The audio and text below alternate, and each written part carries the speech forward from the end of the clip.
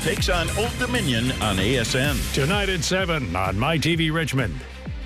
Song started the first two games, but Keith, he's been nicked up. He's been nicked up, so you're going to go to a true freshman. You got to worry about nerves. The upside for Litton is large. He's a guy that they really think down the line is going to be able to do a lot of different things. But what is his nerves going to be like? First snap, first game here today. Absolutely. But the good news is that he doesn't have to be Superman in this afternoon's game, because Devin Johnson, one of the best running backs in the country, will be behind him. With more on that, the third member of our team, here's Monica McNutt. Hey guys, you're absolutely right. Devin Johnson is off to a torrid start this season. He's already clocked 259 yards and 2 touchdowns. I talked to the former player yesterday who was one of Devin's teammates. He said Devin does everything he's supposed to do as a student athlete. He takes care of the first things first and gets it done. Check us out. Amongst players that have already rushed for 250 yards this year, Devin is one of 4 who gained 8 yards per attempt. So much, Monica. We'll be checking with you throughout the game. Now let's talk about Norfolk State, because they're led by a quarterback, Greg Hankerson, very familiar with Marshall. He is a transfer from FAU. Now, Doc Holliday told us he is talented and he's a pain in the neck. Well, he does so many different things. He can really run the football. He runs his own read very well, and he's elusive once he gets into that second level. Very difficult at times to bring down, but where he really makes it tough is containment. You got to contain him on the outside when he's in the passing game, because right here he'll put it down, take off, do things with his feet, but he keeps his eyes downfield. He'll also chunk the football and get it downfield, averaging over 200 yards a game. Well, Norfolk State, they've had problems with FBS teams. They're 0 for 8. In fact, the closest they've ever come last week versus Old Dominion, they lost by 14. We'll step aside. We'll return to Huntington, West Virginia for the Spartans and the Hurd next.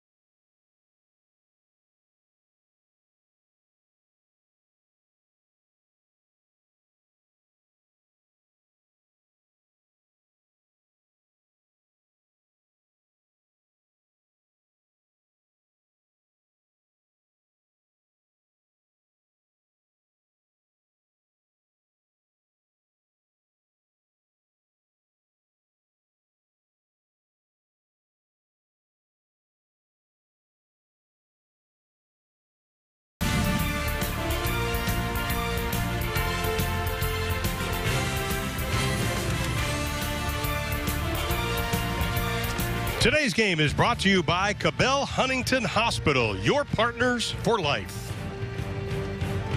And a beautiful day in Huntington, West Virginia, along with Keith Moreland, Monica McNutt. I'm Ron Thulin. Good to have you with us today as Marshall looks to go 2-1. They lost last week to Ohio 21-10. And you look at Norfolk State, they're looking to go 1-2 on the year. Lost last week to ODU 24-10. It was a close game. They actually led 10-7 in the second quarter, and their head coach, Latrell Scott, in his first year, was head coach at Virginia State for 2 years. He has done a great job there. And, of course, the head coach for Marshall is Doc Holliday in his 6th year.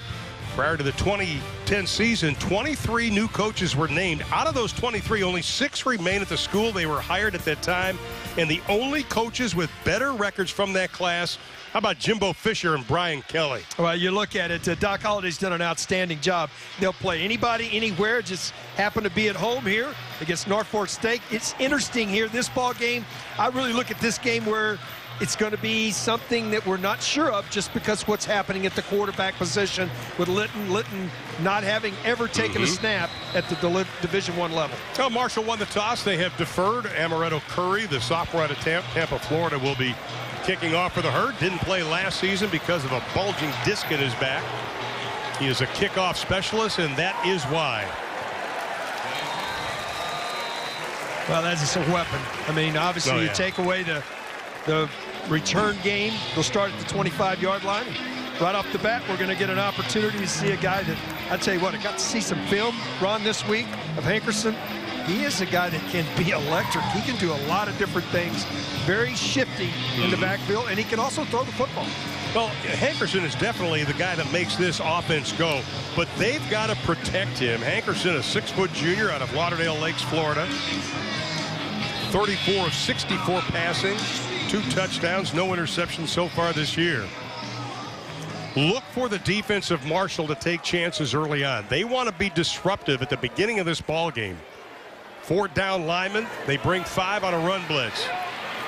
Gerard Johnson on the carry, the former ODU running back. Yeah, you saw it right there. It's a good call. Partner, they brought 8 down into the box and brought their nickel on a blitz that time right off the bat. They're going to force the Spartans to put the ball in the air. Johnson, the running back, they have had problems rushing. They were -3 the first game. They were just over 100 yards last week, about 50 yards a game right now. Hankerson's going to put it up, goes down the left sideline, caught. Johnson all the way down to the 30-yard line, coming out of the backfield, his 7th reception of the year. Well, this is a really nice job. When you see him up the seam right here, you see him just coming. That's just a wheel route out of the position. Nobody accounts for him. Finds that little seam. Good pitch and catch into Marshall territory. Oh, one thing that the coaches from Norfolk State were telling us, and Coach Scott is the offensive coordinator, Kafense Henson calls the plays. They said, we got to find ways to get Johnson the ball. And they found it right there. 1st and 10 from about the 31-yard line. Hankerson will put it up again. Nice little stutter step move, and he's just going to throw this one away. Actually, it was good coverage by Antavis Rowe from that cornerback spot. How about the move right there? Yeah. I mean, that's putting your foot in the ground and just totally got loose, got to the outside. What an elusive runner. Well, here's your Miller Lite keys to the game, are brought to you by your friends at Atomic Distributing. If you drink, don't drive. Give your keys to a friend. They've done a nice job once they got into the red zone this season. They put it in the end zone. So that's going to be important. If they can get into the red zone, come away with 6. They're 2 of 3 in the red zone this year. Hankerson, a rifle in the pass, caught. That'll be good enough for a 1st down to DeAndre Sangster, 7th reception of the year. And all 6 of his previous catches came last week against ODU. Big receiver. That's what he does, a little inside seam route. Really climbs the ladder right there. 6'3", vertical, get up in the air, tough to cover, especially when you get down in this point where you can put it up in the air, let him go get it. Well, obviously, Hankerson's going to be throwing the ball a lot today. Coaches really wanted to try at least and get some run game going. Johnson now behind Hankerson in the backfield. They will take their time snapping. They want to milk the clock this afternoon. Johnson on the carry, busted through. Inside the 15, down to the 14. They'll mark him down, though, at the 15.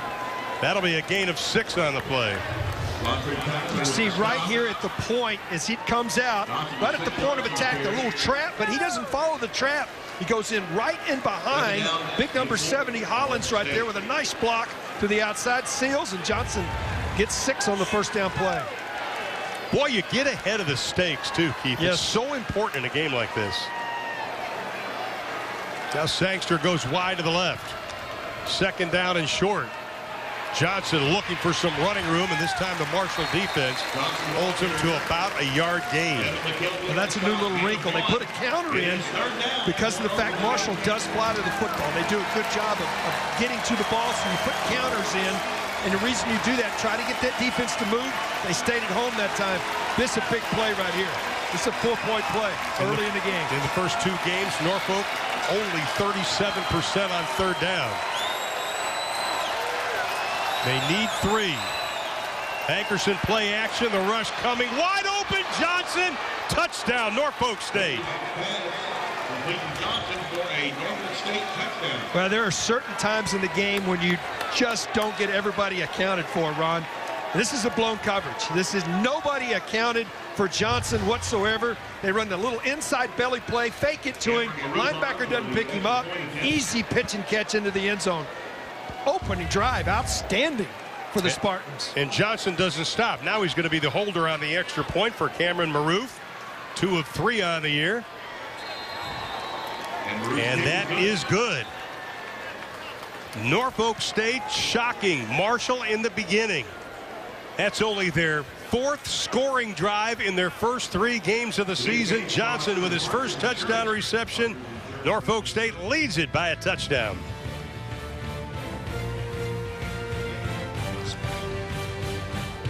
So you're into fantasy football.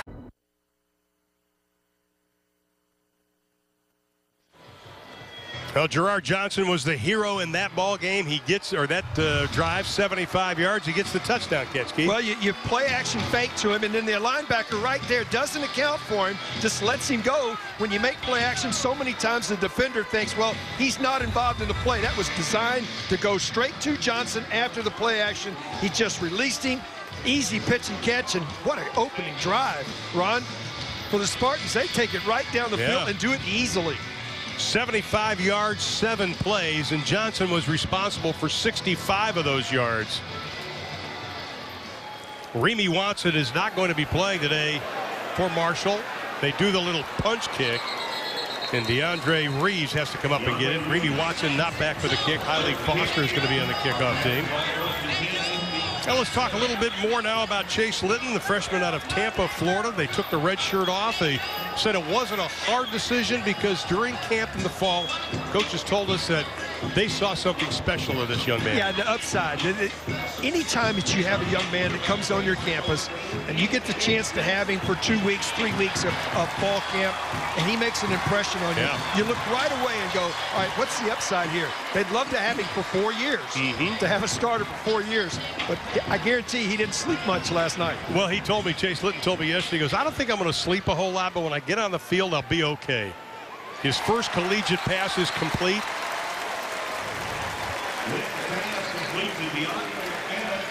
Well, your Miller Lite keys to the game are brought to you by your friends at Atomic Distributing. If you drink, don't drive, give your keys to a friend. Keith? Well, you execute. You got to execute the short game.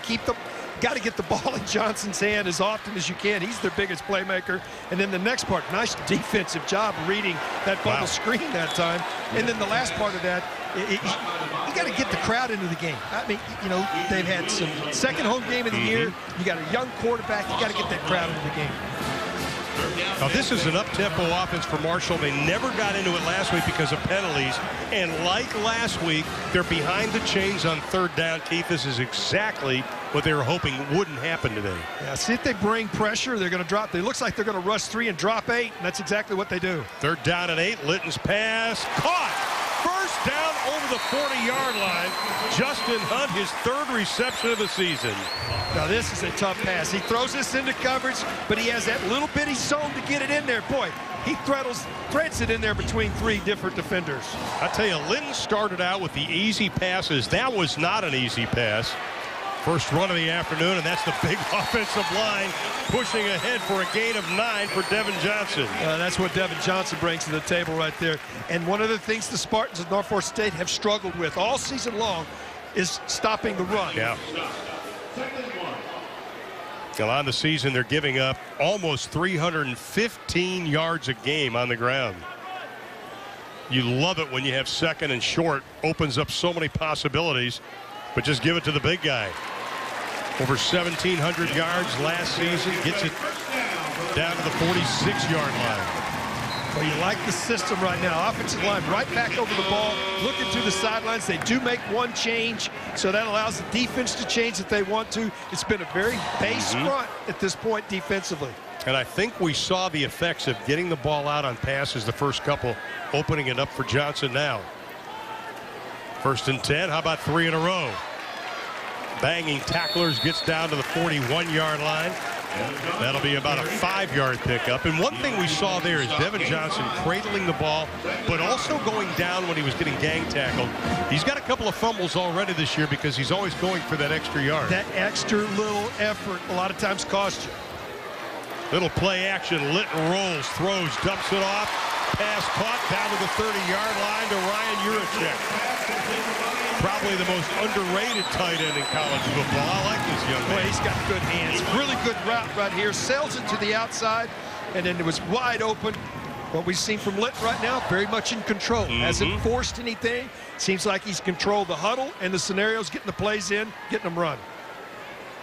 1st and 10. Ball at about the 31-yard line. Litton with the quick out, caught, another nice gain on first down, picks up 9. Let's check in with Monica down on the sidelines. Monica. We've been talking about Chase Litton getting his first start, leading into this game. But on Twitter, you get to see a little bit of his personality as well. His handle is Chase Boogie the 14th with Roman numerals. He's a huge fan of Cam Newton, so he kind of stole the Boogie thing from him. And guess what, guys? He even got a German Shepherd puppy who he also named Boogie. I love it. And his nickname is Rockhead. And Rockhead's got it. On 1st and 10, he gets down inside the 20-yard line, down to about the 19-yard line. This is where execution's going to come in, Ron. Yeah. Red zone has not been good to the Thundering Herd this season. So they're down in the red zone now. Instead of walking away with 3, you got to come away with 6. You've got to answer what Norfolk State has already done in this ball game. Litton will go from the shotgun. 4 wide receivers set. We've got a whistle. We've got movement. 16 penalties last week against Ohio. Although, in fairness to Marshall, watching the coaches tape yesterday, I thought about 4 or 5 of them should not have been called. No offense. Well, you look at this, is that long discussion. It looked like it was offsides, but we'll see what the call is here. I believe it will be offsides. Offside. 68 defense in the neutral zone. Well, he got into the neutral zone, and your job as an offensive tackle is you're going to react. Now watch him get into the neutral zone right here. As he gets into the neutral zone right there, the offensive lineman's got to react to that. You're not going to let your quarterback hang it back there. I.G. Gaylord is the one called for the foul.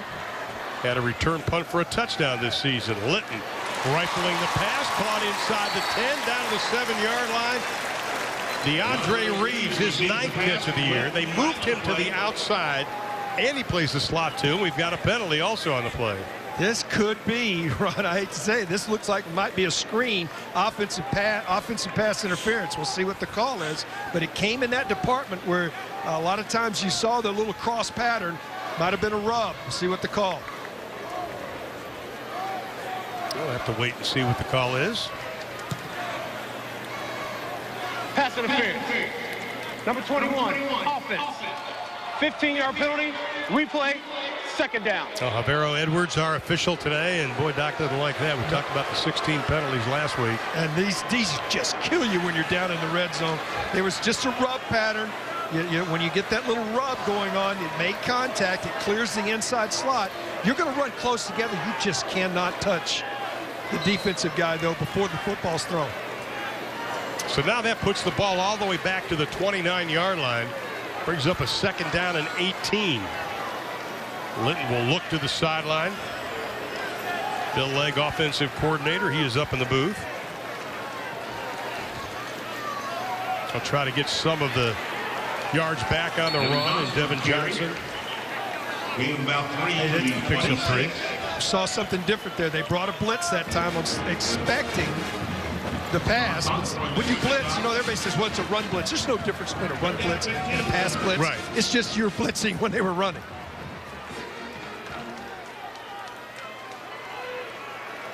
And now Johnson to the left. 3rd down and long, and Litton's going to have to put it up. Here comes the rush.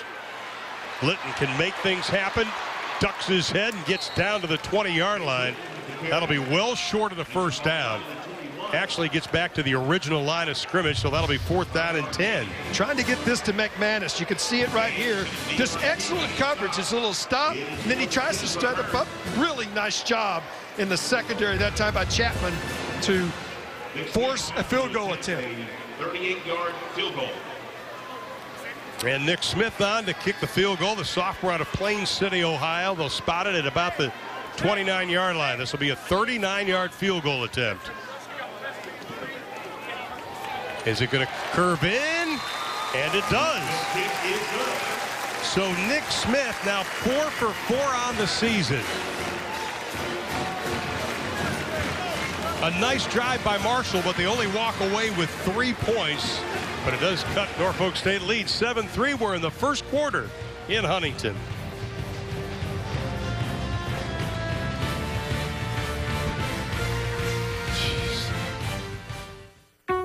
Who helps a hero? You go down the field. He did an outstanding job of finding his receivers. Came away with 3. Was perfect on the drive. And I liked on 3rd down He didn't try to force anything. Make sure you're going to walk away some parts in 3rd and long once you're after the penalty. Now, there was a pretty good opening drive, I'd have to say, for Chase Litton. Did a nice job. Started out slowly with those easy passes, but he had that one on 3rd down. He threaded the needle. Let's see if Marshall can do something defensively. Again, Amaretto Curry with a big kick. Here's Monica. Hey guys, just had a chance to kind of ear hustle a little bit on the huddle, and the wide receivers coach down here is emphasizing tempo, which is something we heard the coaches talk about pre-game in terms of wanting to play fast. So when they get back on offense, obviously we'll get to see if they've taken what coach said to heart. Oh yes. I tell you, Doc, when he was talking to us yesterday, in the last couple of days, he said, execute, execute, execute. Do your job. Yeah, do your job. He challenged his team last night after a walkthrough. Be physical. He said 13 of the last 14 teams that have come in here to Marshall, we've whipped them physically. Won the line of scrimmage. Yeah. And they didn't in that first series for Norfolk State. And now Hankerson will go back to work. He's done a nice job. Swings it out left side. Pass incomplete. Let's see what Marshall does defensively, Keith, as far as kind of changing things up a little bit here. Well, they came back out with a 4-down lineman. Their base front right there. Didn't see anything different, but you're right. I think that you'll see them sort of dial up some blitzes, try to get some pressure, and make Hankerson, get outside the pocket, get out of his comfort zone. 2nd down and 10. By the way, that first touchdown was the first points in over 110 minutes for Norfolk. Now Hankerson, here's where he's dangerous. He's going to wisely throw it in to Marshall's bench. You look at Hankerson, and talking to defensive coordinator Chuck Dieter, he called it an eye challenge with this guy. You know what that really means to me? It means I got to do my responsibility. I can't watch him and leave my guy alone. Stay in your responsibility. Have all 11 guys have got a job to do. You got to do it, because if you get after it, you get after him and you get him outside the pocket, as we saw right there. Yeah. The one thing he can do is he can put it down, and he can make plenty of yards if he puts it down. Now it's 3rd down and 10. They were 1 for 1 on 3rd down in their opening drive. Ball squarely on the 25-yard line. Marshall looks like they're going to bring some people, but they only rush 4. Gets pressure from the edge. The pass is dropped, but we have a penalty flag.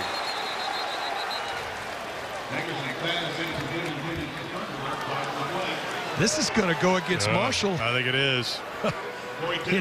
Did a nice job right there. A couple of passes dropped by the Spartans on this drive. Here comes the call. Personal foul. Hands to the face. 73. Defense. 15-yard penalty. Automatic. 1st down. Joe Massaquoi, the defensive end. 2nd penalty already on the Thundering Herd. And big ones. Big ones. Took them out of red zone touchdown opportunity, and that gives them a 1st down right there. You can see it right here to the outside. 73. Hands get underneath that face mask. That's going to get called every time. And now Norfolk State stays alive, and the Spartans have it at the 40. Maybe a little token run, but Johnson again blasts forward. That'll be good for a 1st down. He picks up 10 on the play. And Johnson with 21 yards rushing on 4 carries so far this afternoon. Well, you can just see him up front. Nice cross block right up front. Hollins again, number 70, with a really nice block. And you got to give Humphrey, the center, a lot of credit. He moved this guy, separated him. That was a nice hold. Nice job up front by the offensive line. Now Humphrey making his 15th start. He's the bell cow of that offensive line. Johnson again. This time he is corralled right as he gets close to the line of scrimmage. DJ Hunter coming up from that strong side linebacker spot to make the stop. Yeah, they changed a little bit there. They were coming with a blitz. It was a run, caught it in a run. But they're going to do some different things here. I guarantee you that right now, offensive line's winning for the Spartans. So they're going to have to do some different things as Marshall. You see Norfolk State huddle. They said they do that because they want to get things squared away. 2nd down and 9. Hankerson, not sure if that was a design run or not, Keith. Well, it was a zone read, but Marshall did a nice job of setting up right up front and being right there to make the play. But you can see the replay. They were trying to run the zone read right here, but they did a nice job. Had a little stunt. Just a really nice move up front right there by Samuel to do his job. Now, Marshall defense has got to get off the field. The first 2 games, they played 179 snaps. Too many. Way too many. 70 minutes. Now, Norfolk State facing 3rd down. Last time, they drew a penalty. Marshall's got 5 on the line of scrimmage. They run 4. Slant in, pass up in the air, incomplete. Threw it into double coverage. Looked like a good job by DJ Hunter getting the hand on that. Slangster trying to, this is a quick seam. You can see Ankerson back, sets his feet, tried to force it in there. That's good defense. Absolutely. Got around him, didn't hit him, forced a punt. Oh, Bo Lomax standing back at his 35-yard line. Highlake Foster waiting to receive it at the 14. Foster 5 punt returns already this year, and he's going to let this one bounce. It'll go inside the 20, mark it down at the 15-yard line. Bo Lomax's first punt inside the 20. Marshall has it when we come back. Conference. 7-3 is our score, and today's player to watch for Marshall is brought to you by Coke Industries. We are Coke, and it's that man right there, Deontay McManus. He walks by us yesterday, Keith, and we go, this guy's a beast. He is a big, strong young man. He's got the ability to stretch the field. He's got to make some plays. He's that guy that can be a game changer and get him involved in the game. And you know, early in the season, he really hasn't been able to get that involved into the game, but they've got to get him in the game. He is a guy that can make a difference. Now Chase Litton 5 for 5 on that first drive, which led to the field goal for 35 yards. Showed some poise. Now they've pared down the offense a little bit for him. They said, like a lot of coaches do, they get together with him during the week and asking him, what do you feel comfortable doing and what do you don't? This young man, though, pretty comfortable right now. Well, he's done a nice job at setting his feet. It's a little bit of an unusual throwing motion. Again, the easy pass, swinging it out to the outside. Nice chunky yardage for Emmanuel Byrd, the second tight end.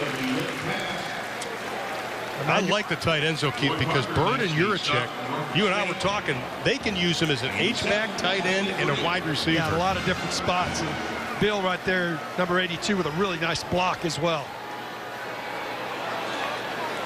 Banging ahead, short of the first down is Johnson. Well, player to watch for Norfolk State is also brought to you by Coke Industries. We are Coke, and it's Deion King, 21 tackles last week versus ODU. Well, he is an outstanding football player. His helmet comes off. He has to come off the field. You can see him right here. Really does a nice job. Sits right in the hole. How about that? Finishes the tackle. Helmet came off early in that play, too. 3rd down for Marshall. They need a couple. Litton will change things. Not a whole lot of freedom at the line. And he'll go with a short pass. Got the first down up to the 29-yard line. He's got some mustard on his ball. He does. Steps into it well. And right now the Spartans really laying off, not playing press coverage. And these little short passes, he's been able to complete every one up, putting them in the right spot. Bill does a nice job of just getting in a spot, turn around, pitch and catch, first down. How about 7 for 7 for the true freshman out of Tampa, Florida? Try to make it 8 for 8. Into the flat ball, tipped away at the last second by Williams.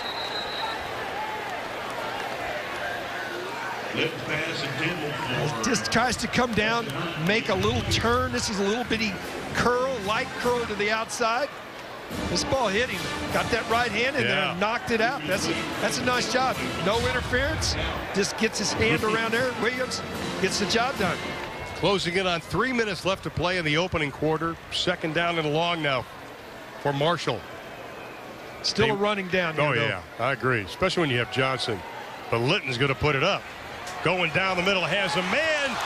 Almost caught. Devontae Allen had the ball, it looked like, and stripped at the last second by Demetrius Williams. This is twice in a row that Williams has got that right hand around without interfering. This is tight coverage right here. Tries to zip this ball in. Watch Williams' right arm come around. Gets a piece of it. Left arm doesn't get on him. That's just good defense. No interference there. I tell you, Marshall, they will go vertical on you if you try press coverage, and they're pressing at the top of your screen right now. Let's see what Litton does. 3rd down and long. Goes to that receiver. Caught. 1st down. No, incomplete. Dropped it. McManus looked like he had it. The route was there. The pass was there, but McManus's hands weren't. Yeah, this ball gets knocked out of his hands. This is a blow. McManus goes down, sets that foot, looks for the football. Watch the blow come right there. Just a really nice job of stepping up and getting it done by Parker. Tyler Williams, 9 punts versus Ohio last week. Got the job as a true freshman walk-on and hasn't lost this job. He has the opportunity to this year to set a career mark for career punting average. Church, this punt is boom. Fields it over his shoulder, bobbles it at the 5. And he is going to be down at about the 13-yard line, but you got to give Tyler Williams the credit for that. There's a flag down too, Ron. Right back at the line of scrimmage. We'll see what happens here. We'll see what the flag is. 60-yard punt for Tyler Williams. Long discussion here. That's his second 60-yard punt this season. Well, we got to figure out what's going on here. Here's the call. Holding. 53. Defense. That penalty will be enforced from the end of the kick, half the distance to the goal. 1st down, Norfolk State. I think we can see it right in the middle of your screen here. Well, get back to punt right here. And, boy, this is a great punt. But you can see right there King, as he comes up here, makes contact on the center. That's his guy. And then the holding is he laid on top of him. And that's exactly what it's from. He didn't grab him. He just laid on top of him. That's a no-no. Well, Matt Sakata's the punter or the snapper. He and Williams have been together the entire time, and he said the hardest part about doing it, you got to snap it. You know you're going to get smashed in the mouth. Every time. You're going to get popped every time. It's horrible field position right here, and the Spartans have struggled to run the football. This is when you have to run it. 21 yards rushing for Norfolk State. Hankerson's going to put it up near sideline. Pass overthrown. Was intended for Sangster. Way over his head. Now you would think they'd try to run it because Johnson's had some nice runs so far this afternoon. He's got 21 yards on 6 attempts. Had that 10-yard burst in that early part of the opening quarter. I hate to use military terms, but this is ground troop time. You got to ground it out of here and get some field position back. Well, they were pass heavy the first 2 games, Norfolk State. They're pass heavy again today. Hankerson will give it to Johnson. Looks for a little bit of running room. Up to about the 7-yard line. That'll be a pickup of 3 on the play. That's the first time we've seen an eye back. Something that they don't run very often. Usually in the shotgun. Now they changed personnel. Got a little bit of room to punt. So you can throw it here on 3rd down because you got the full complement of distance if you have to punt. If you're punting from the 7-yard line. Well, Norfolk State 1 of 2 on 3rd down. They need 6. This is dangerous territory, though, if you're the Spartans right now. 1, 2, 3, 4, 5 on the line of scrimmage, but again, they only bring 4. Hankerson, backside pressure. Pass caught at the 10-yard line. It'll be short of the 1st down by about 4. Caught by Torian Henderson, the big tight end out of Silver Spring, Maryland. You've got to have a clock in your head because when you're a quarterback, you go back, you got to have that clock. 1, 2, 3. I know right now I got to get rid of it. And good thing he did because he had pressure coming from the backside. But you've got to have that internal clock going off to know that you're not going to have more than 3 seconds to 3.5 seconds to deliver the football. He could have taken a big wallop in the back. We've got a Norfolk State player down at about the 9-yard line. Bo Lomax had a nice punt the first one, and he's ready to kick it away. I think if you're Marshall, though, after that opening drive where you got smacked in the mouth by a Norfolk State offense that put together a 75-yard drive, led to the touchdown. They did it in 7 plays. Doc Holliday challenged his team again to become a little more physical. This is a huge penalty. I mean, a huge injury if Humphreys can't come back in. Anytime you have your center, he's the guy that calls all the plays, everything. He's having a tough time getting up right here. He's moving, but we'll watch this as the game goes on. You hate to lose a guy that's a veteran guy, a leader up front. He's already had a good ball game. That is a dangerous situation right there to have your center limping off the field. Especially when Coach Scott was telling us he's the tireless worker on this offense. Well, High Lake Foster now standing inside the 45-yard line at about the 43, and Lomax. Nice driving kick. Foster drifts to his right, loses the ball on the ground, and I think Marshall has gotten it back. Boy, a dangerous play by Foster. You know, you look back at the special teams, they've done such a great job this year. Well, he's trying to catch it on the run, and that's just one of those scenarios when you're the gunner right there. You can see down on the field, Williams quite upset with himself going, man, I went to tackle the guy and he didn't have the ball. Yeah. And it's laying right there on the ground. He's just very frustrated right there. You know, you look at this Marshall offense, and some people say, well, they're struggling, but this is a 3-4 defense that Norfolk State plays, and a lot of players, a lot of teams, they don't play that 3-4 anymore. Not very often, and they're very quick on the outside, and you'll see the defensive end standing up, and he'll be over a wide receiver. He can come down on the run, or he can come after you with the blitz. Now Litton's going to put it up again, has plenty of time, just dumps it underneath the coverage to Reeves. Some running room inside the 30-yard line. They'll mark him out at the 26. 23-yard pickup unofficially on the play. Well, this is a drag. Start him out on the wide side of the field, drag him right back across underneath. Linebacker does not pick him up. They take everybody vertical on the outside, wide open.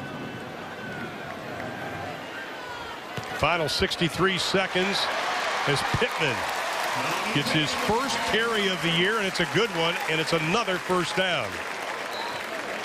Good seal block on the outside. Did a nice job of just sealing everything. Watch this high 22 right here. Everybody gets sealed down to the inside. Man up, helmet on helmet. Nice running right there, finding the lane, getting it down in the red zone. Once again, Remy Watson not playing today for Marshall, so Pittman and Davis will get some action. Here's Pittman again, his second carry of the season. Pittman with the carry. Now let's check in with Monica. Check in on Lewis Humphrey. Monica. Hey guys, Lewis is on the table with the trainer. It looks like he's just getting retaped. No shoe came off. He grimaced a little bit. They whipped out the black tape. They whipped out the white tape. But I think we'll see him return to action. It's like you guys with my hangnail. You had to whip out the black tape and the white tape for me. A little thicker tape and then the thinner tape. I'm telling you, man, I almost had to call in sick today. Don't do that. Second down and 10. 3 wide receivers to the left where Litton is looking. Crossing pattern. Caught. Reeves. Touchdown, Marshall.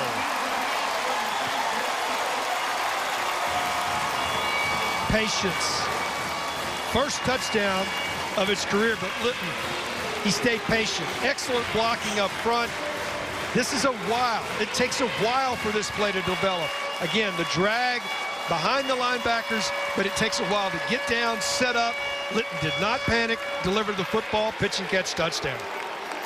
I tell you what, I know it's early, my friends, but Chase Litton is very impressive.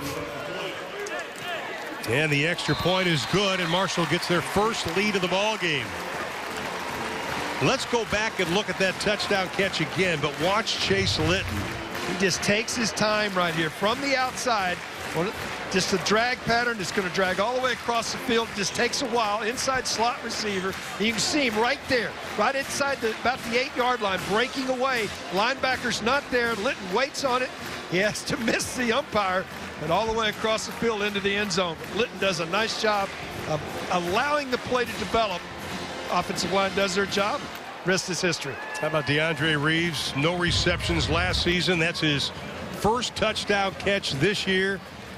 He's got 10 already on the season, total receptions, but a nice job. But Litton, 9 of 12, 81 yards. How about a quarterback rating of 159.2 right now? That'll work.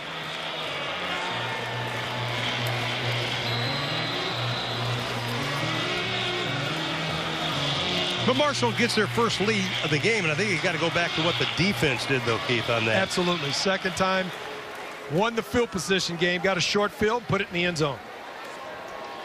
Now they're going to have to bring it out. And here comes Marshall. This is not going to turn out well for Norfolk State.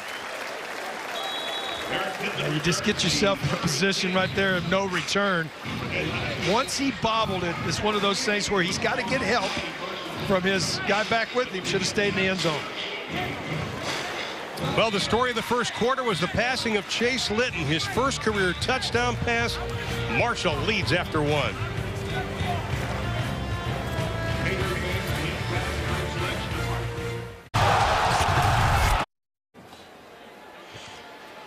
My wife says I have that effect on most people. Better place to be in, except in Dad's arms. 10-7. Oh, they're so tough to defend. That's a fun offense to watch. 1st and 10 for Norfolk State. They scored on the opening drive. Hankerson going upstairs, far sideline. Passes overthrown. Good job defensively. Lettman does such a great job from that strong safety spot. We just saw him just coming over. And I tell you what, he had his eyes on Sangster on that play.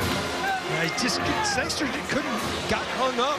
Wasn't interference. He just couldn't get loose, you know, on the outside to get to that football. You look at what Hankerson's done down the field. He has not been effective at this point. Short passes, yes. 2nd down and 10. Hankerson will keep it up over the 20 to the 24-yard line. That'll be close to the first down. Well, this is what he does best. Puts it right in Johnson's belly, reads that defensive end. Defensive end sort of stays back. That's a difficult tackle right there. Hankerson is so shifty that you're not going to get him one-on-one in that scenario. So he pulls it out, even though that was a read. If you're reading that defensive end, Ron, that's when you give, because the end stayed with him. Now another first down for Norfolk State. They've done a nice job so far offensively in this football game. And they've got close to another first down. Quintrell Chung on the carry. Only his 3rd of the season. Picks up 8. He took a blow right on that right knee. And coming up slow as he's coming over the sideline. Big, strong back. He's their bruiser back they want to use out of the I formation. He comes up a little gimpy right there going to the sidelines. Interesting to me that the Spartans are going a little quicker than I anticipated them. I thought they would use the full 40-second clock. I thought they would too. Try to shorten this game down, but they're facing 2nd and short. They only need 1. Johnson, he's going to be wrapped up behind the line of scrimmage. They'll go back to the 30-yard line. That'll be a loss of almost 4 on the play. Johnson ran for 764 yards last year. One of the plays they have in their arsenal is the quarterback draw. And a lot of times in it, what you think is a passing situation, they'll go to it. Good time to look for that right now. Now they had 2nd and 1. Now it's 3rd and 3 after the loss by Johnson, the former ODU running back. Hankerson scrambles, has some time, incomplete, intended for Johnson again. Good job defensively after a couple of big games by Norfolk State. Marshall stood up to the challenge. Hankerson got outside, didn't set his feet this time. Got a little nervous feet that time. He had Johnson open enough. If he gets it to him in the air, he's going to get the first down. But he just got out there and got a little nervous. Had happy feet that time. And again, Bo Lomax standing at his 15-yard line. High Foster bobbled his last one. He gets a boomer. Foster at the 27. Penalty flags all over the place. This is a block in the back right at the point of contact, right at the deal, so it's going to back him up 10. The gunner just gets pushed right in the back. Marshall, that's one of the things that Coach Holliday talked about, is about execution. You know, penalties are the thing that you got to execute better. I mean, you just cannot continually put yourself in this position where you're backing up 10 all the time. And if this is on Marshall, It'll be their third penalty already this afternoon. Through 2 games, very unmarshallist. They average about 11 and over 100 yards a game. That's too many. That's way too many. 2 fouls on the play. Holding. Block in the back. Return team, number 37. That penalty will be declined. Holding, number 11 on the return team. That penalty will be accepted. 10 yards, first down.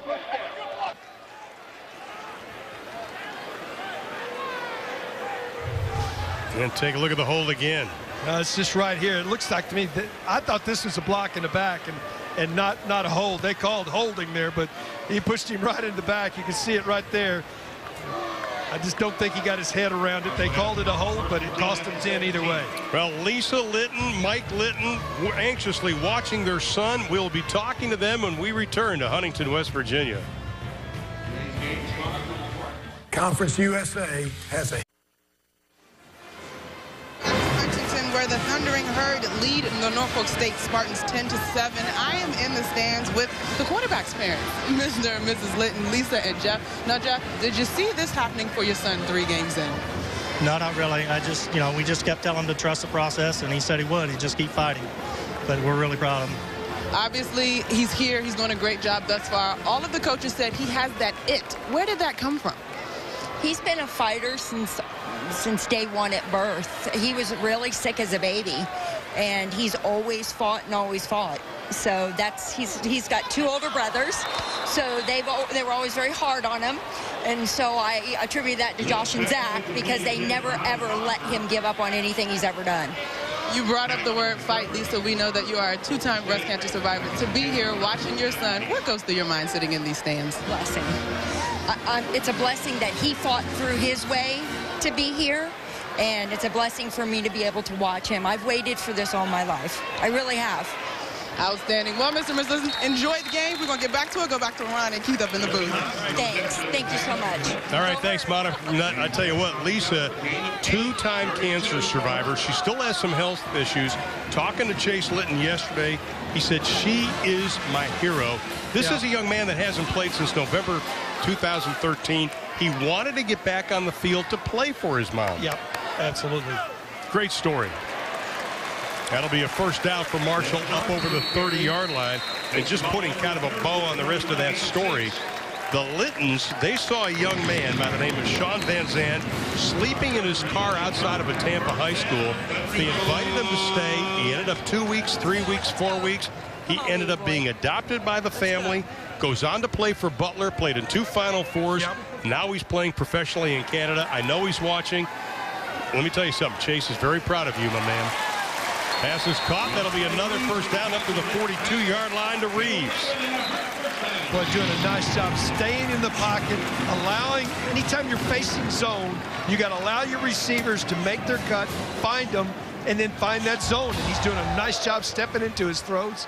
He does not look like this is the first time he has played at this level. Yeah, 11 of 15. Funny, I said, what if you go 10 for 10 throwing? He goes, my brother would say, why didn't you go 11 for 11? Johnson busts through. Down to the 36-yard line. He had a 73-yarder last week. He's got 17 on that carry. This is like parting of the Red Sea. Watch this, folks. It just opens up wide, right down the middle. Litton threw his hands up. He thought he was taking it to the house. Here comes the NASCAR. Bill Legg saying he does it by feel. They get a big gain, they put the pedal down. Litton rifling the pass. Caught inside the 10. 5 touchdown, DeAndre Reeves. His second of the ball game.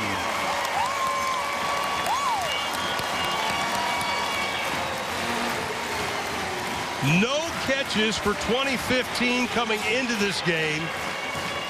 And Reeves has 4 and a couple of touchdowns. This is a perfectly thrown ball to a seam route. You always want to throw it to the back shoulder. But how about the reaction and the adjustment that Reeves makes to catch the football? Yeah. Boy, I tell you what, Litton is just on fire. That covered 37 yards.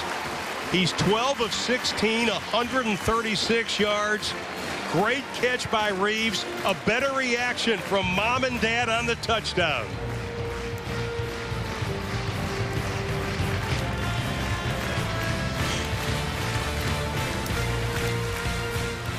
So you're yards thrown and a couple of touchdowns, but you got to give kudos to Reeves on this adjustment. Well, he sees it. This is that seam. He just finds the soft part, the zone, and looking to his left, and he has to make the adjustment to completely turn his body around. Outside shoulder throw. Boy, that's a heck of an adjustment. Really hard to do. How about running full speed and all of a sudden let's do a complete 360 turnaround.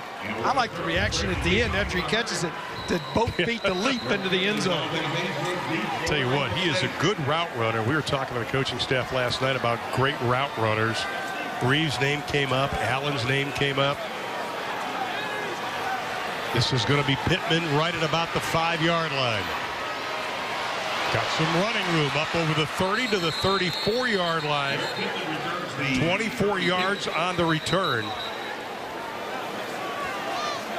And Norfolk State, once again, they scored on their opening possession. Marshall answered with a field goal and a couple of touchdowns since. Let's check in with Monica.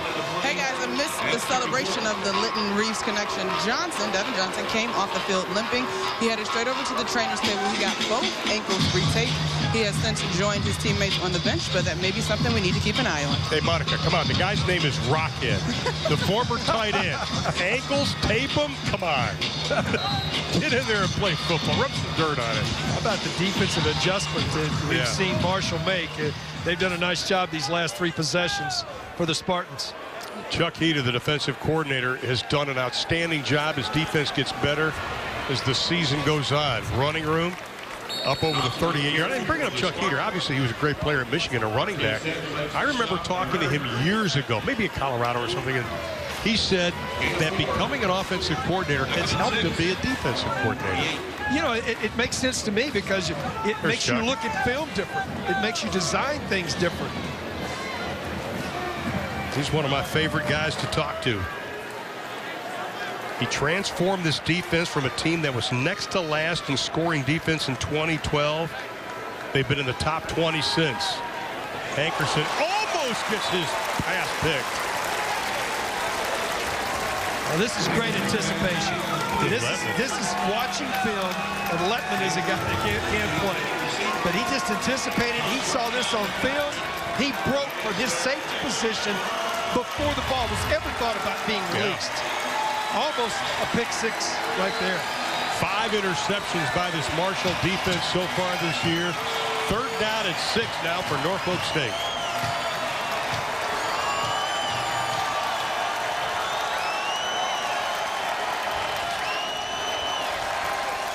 Hankerson looks right, throws right, incomplete. Pass was intended for Sangster. Well, he wants pass interference was close right there. Yeah. You get a chance to see this again. When he breaks his break, there's a lot of contact right there, but no call. You'll see it on the outside as Hankerson sets his feet, delivers to the outside, contact right there, hands on the receiver. Ooh. Got away with one there.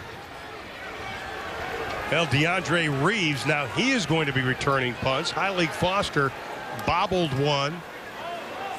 So they're going to give Reeves a chance, and he'll fair catch this at about the 16-yard line. So a couple of changes on the special teams for Marshall.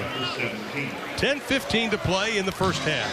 Defense has made a really good adjustment, though. The last 4 possessions for the Spartans of Norfolk State have not been good. They have not been able to get the chains moving. The first possession took it right down the field, but good adjustments defensively, realizing what they were going to do. They've taken away the run, Ron. That's what they were able to do in that first drive. This Marshall offense has been in the top 15 nationally 3 straight years. Each of the last 3, they've averaged over 500 yards a game. And they've had 50-point games 14 times in Doc's career. That is one off the school record held by America Sports Network's own Jim Donnan. That's right. Yeah. That's exactly. You know what?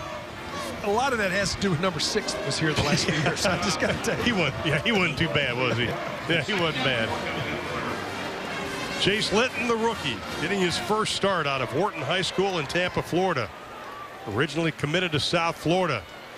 The run game. Johnson, that'll be good enough for a first down. He picks up the necessary yardage. We heard Monica's report, got the ankles retaped.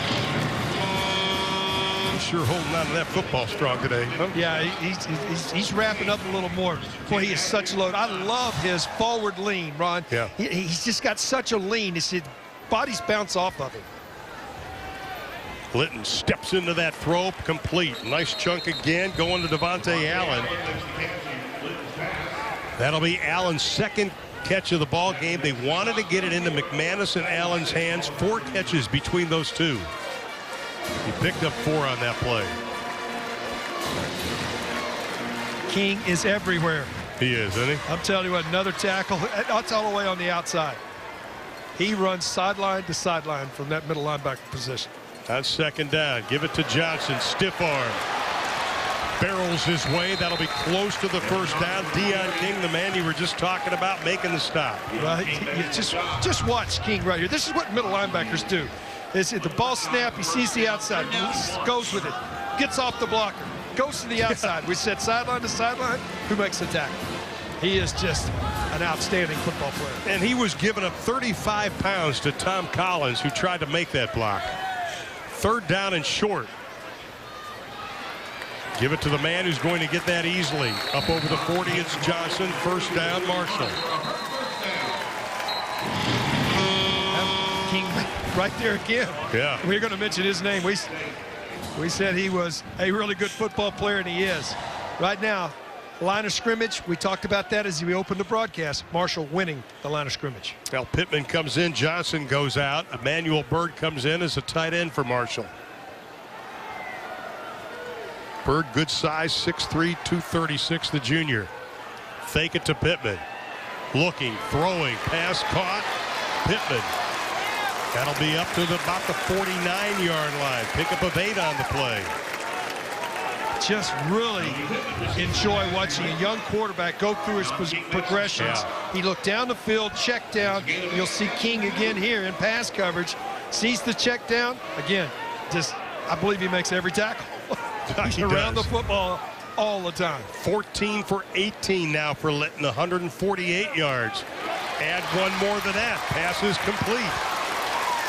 High League Foster got the first down to the 35-yard line. This is pick up a 14. This is what you got to do. Got off of the press coverage. When he gets to the outside, he's able to get off of it, Foster. And then when he gets off the coverage, turns to the inside, ball was on the way. That's his longest reception of the season for Foster at 14. And this offense is rolling. Pittman. He has stood up right at the line of scrimmage, nothing doing. Devontae Allen will come back in. Juracek comes back in. So will Devin Johnson come back in for this Marshall offense. They've got a player down. Or maybe they're just trying to peel him off, and they do. I think the uniforms were connected together. We may have face masks that were together. I thought, boy, that sure is slow. Taking a long time, wasn't it? May I have this dance? I say it's getting kind of weird down there. Second down and 10 at the 35-yard line.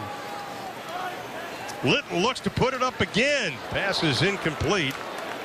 Intended for McManus. Williams with really good coverage there, but this is the first one he forced. Yeah. He didn't have anybody there. That was one he would have been better off going away or putting it down and trying to make something with his feet, because coverage was right there. Took away the inside curl, threw that one into coverage, got away with it. This will be the 10th play of this drive for Marshall. Facing third down and 10. Litton's got plenty of time. Rifle in the pass. Caught to Juracek. First down, thundering Hurd. You got to have great arm strength to do this. Short side of the field, on the hash, go all the way across the field. Folks, he had to put this ball in the air on a line for 40 yards, even though it's not a 40-yard game, but that's how far he had to throw the football from the inside slot guy from one hash to the other sideline. How about this? 9 different receivers have caught passes from Litton out of the 16 he's thrown. Talk about spreading the wealth. Johnson, big hole straight up the middle inside the 10 down to the 8. First and goal now for the Thundering Hurd. Now that offensive line taking care of business right now. We talked about them winning up front. You can see, right, watch these helmet on helmet, everybody locked up, and just he gets 7 yards down the field before there's contact. Yeah, absolutely. They want him to get about 25 touches a game. He had 21 versus Ohio, but 18 is an average this year. Litton dumps it off. Yurachek close, about a yard short. He did a nice job of lowering his shoulder right there. Yurachek, he was trying to get into the end zone. Good tackle, stops him up short. Yeah. I would think they're going to inside belly play right here. This is a rundown for sure. Yeah, when you have a 243-pound former tight end running back, you give it to the big fella. Yes, you do.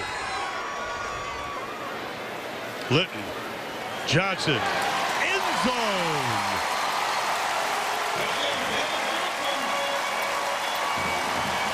His third rushing touchdown of the season, Devin Johnson.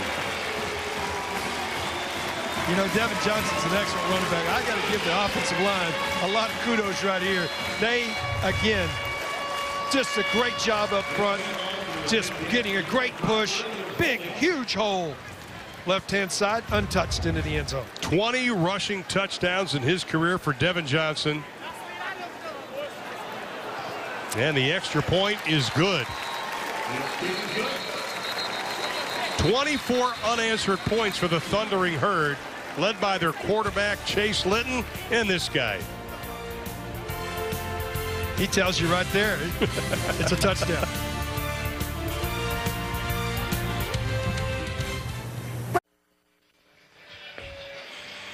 We want to pass our sympathy and condolences on to the family of Phil Ratliff. He was inducted into the Marshall Hall of Fame back in 2008. Most recently, of course, he was an assistant coach at Charlotte, an offensive line and recruiting coordinator. Passed away this past August. He is an outstanding man, a great coach, and he is going to be missed by all of us that cover college football.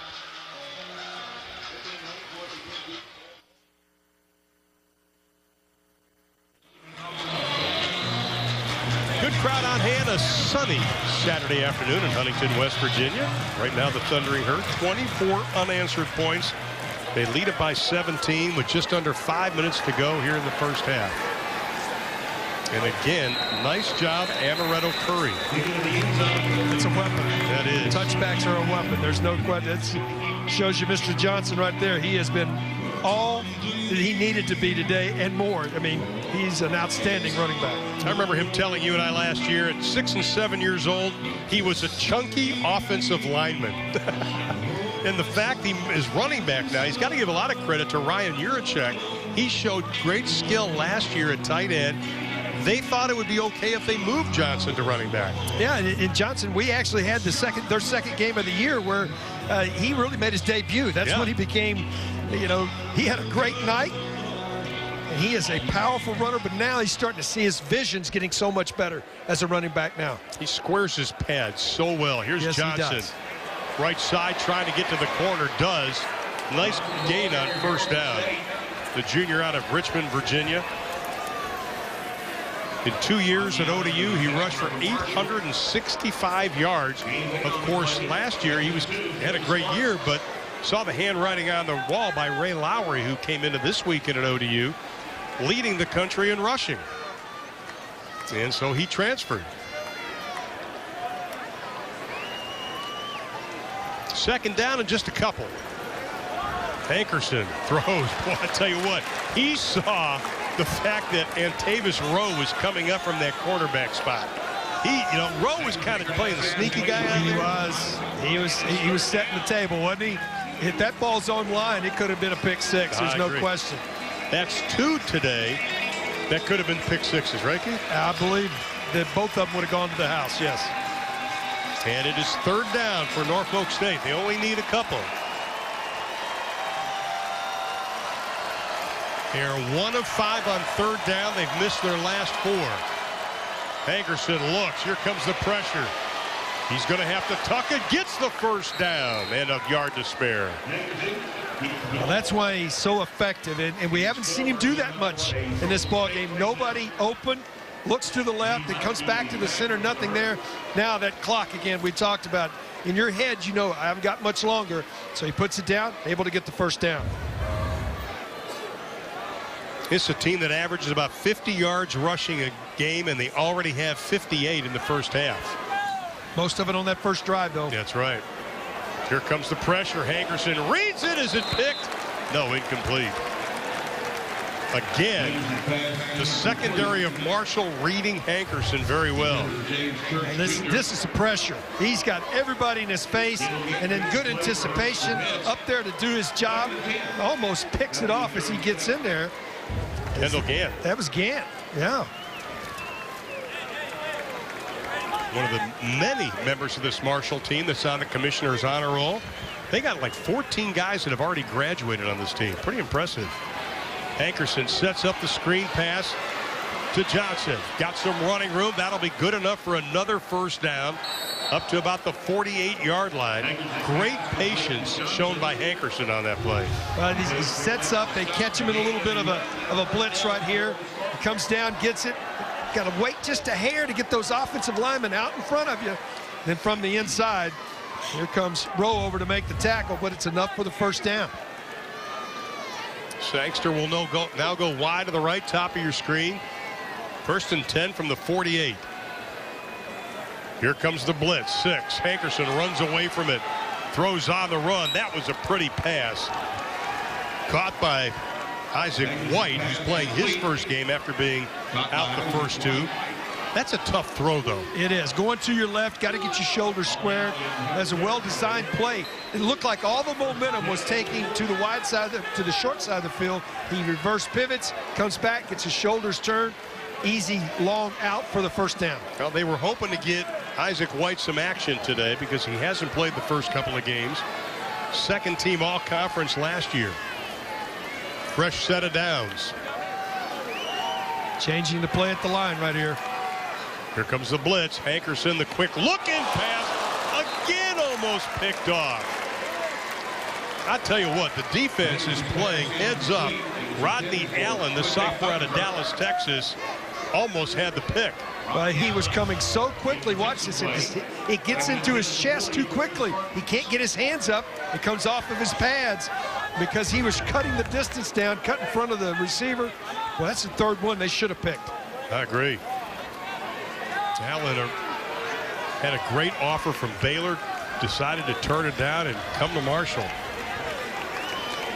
Second down and 10, closing in on 2.5 to play here in the opening half.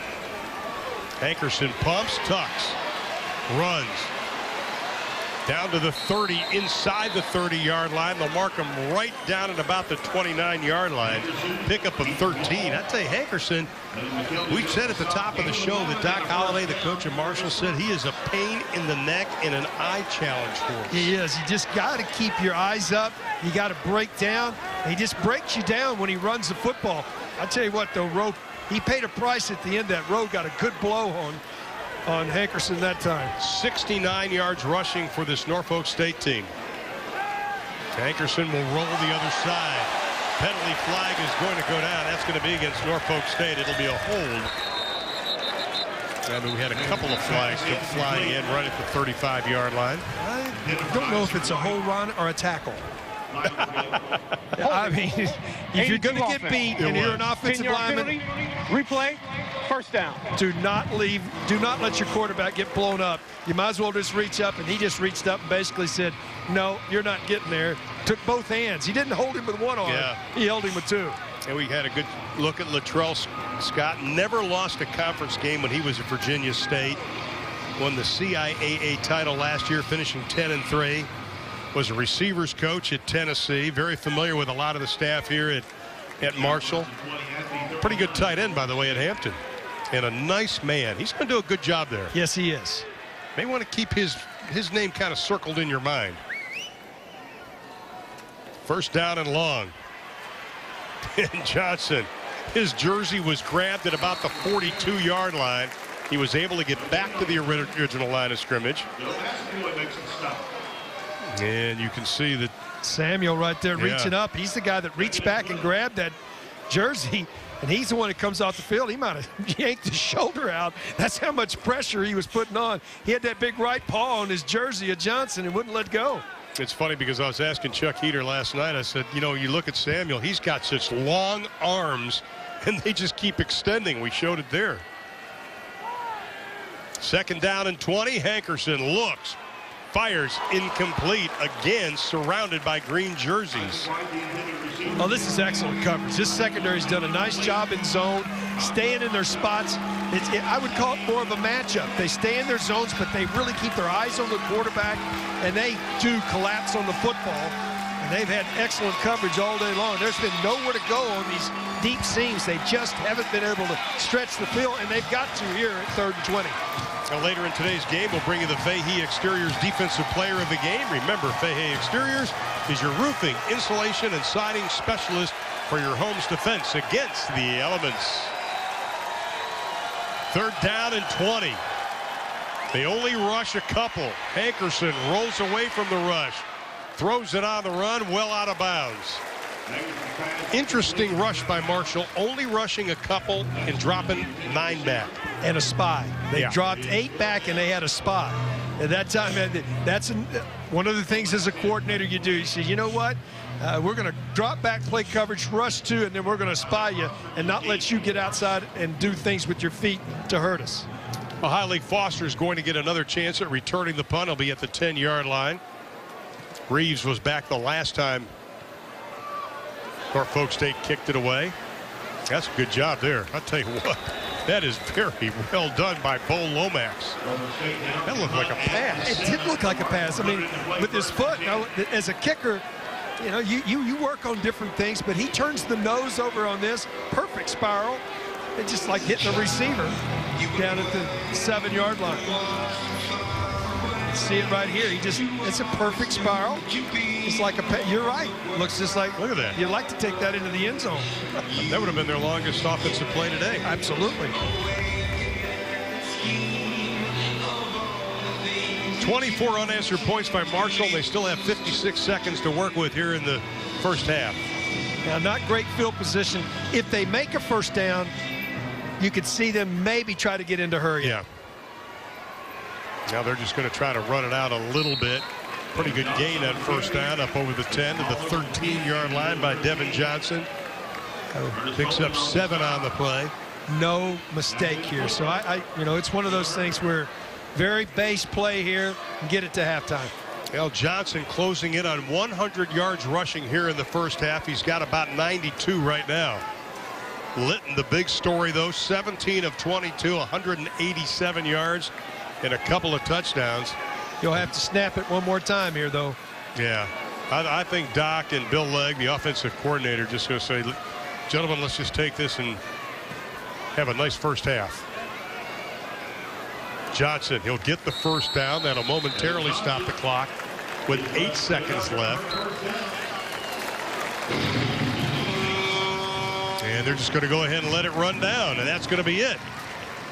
So Marshall gave up an opening touchdown drive to Norfolk State, but they came back with all the unanswered points. Here's Monica with head coach Doc Holliday. Coach, Chase is off to a strong start, 187 yards already, 9 different guys he's been able to connect with. What has helped him be so successful today? Well, he just, you know, he's done what we asked him to do. He's made the right reads. He's got the ball where it's supposed to go, and he's made good throws. You know, I told you, you know, last night I thought he was a good player. This is his first half, though. You know, he's a young guy that I thought's been interacting pretty well. You guys with a comfortable lead, but on the other side of the ball, Hankerson has been able to extend some plays. What are you going to do to slow him down in the second half? Got to cover him better. To get better pressure on the court. You got to contain that guy. I mean, you know, again, you know, he's such a dynamic guy with his feet. You got to try to keep him in the pocket. When things break down, that's when he's at his best. And you know, we can't give up the big play, and we got to contain Hankerson. Thanks, Coach. Best of luck. Well, the coaching staff told us that they noticed something about Chase Litton early. We're noticing something about Chase Litton this afternoon. 187 yards, throwing a couple of touchdowns. And Marshall leads at halftime, 24-7 halftime activities straight ahead.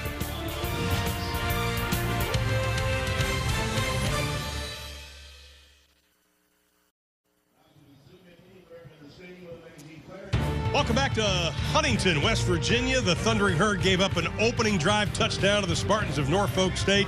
But since then, it has all been Marshall. Hello again, everybody. Along with Keith Moreland, I'm Ron Thulin. Top of the show, Keith. We talked about the fact that Chase Litton was making his first start. What would it be like? We talked about his mental state. Give him a grade, my friend. Well, I would say A+. There's no question about it. He came out. He didn't show any nerves. He's found the receivers. He's delivered the football. He's 17 of 22 on the day. But what I felt like is he allowed things to happen. That's a very patient throw right there where he knows he's got time. He knows that time clock in his head, and he's found his receivers. He's really done an outstanding job of leading his team down the field. But patience is something when you see a rookie quarterback or a guy making his first start, you always worry about. He allowed the plays to develop and did his job. His mom and dad liked it as well. I'll tell you what, to hear Lisa say this is what she has been waiting for, and what a debut for that family. Congratulations to all the Littons. Let's take a look at the numbers. And you look at Norfolk State, 75 yards on their opening drive, only 85 since then. Yeah, they really had a tough time running the football. They ran the ball well in that opening drive. They were not one-dimensional. The only thing they've been able to move the ball is throwing the ball here in the second quarter. Marshall really took that away from on the other side. 330 yards. That's what Marshall's been averaging in the first two ball games. 302 in the first half. They got it going here today. I think they have, both offensively and defensively. We'll step aside. On the other side of the break, we'll bring you the second half. Marshall, they're going to put the pedal to the metal, I would think. But right now, the story is the young true freshman, Chase Litton. 2 touchdown passes in the opening half. They lead it 24-7.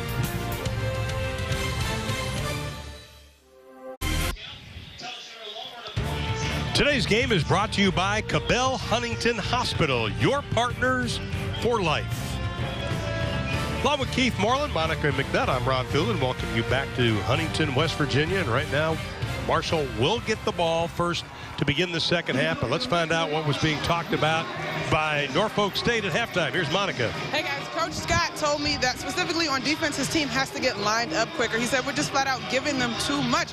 We've got to do a better job of doing the things that we do as a team. He continues to stick with the mantra of we have to improve every day as a team. And, of course, he admitted they've certainly got a lot of work cut out to do the rest of the way. Absolutely. Good job, Monica, on that. There is Devin Johnson.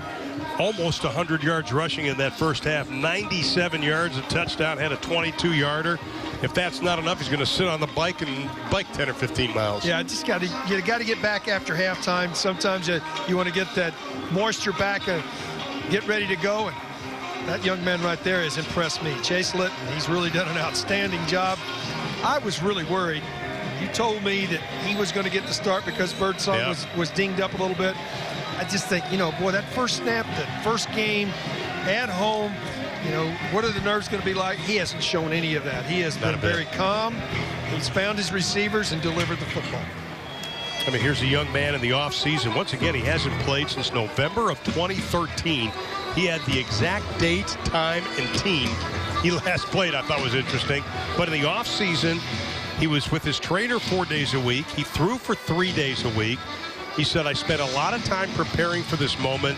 I mean, this young man, 4-year starter in high school, 8,000 yards passing in his 4 years. Yeah, and you look at it, and the coaching staff sees that. They come on when you come to fall camp, and then all of a sudden you see a young man that makes that step. And that's why they said his upside, there's no limit on his upside.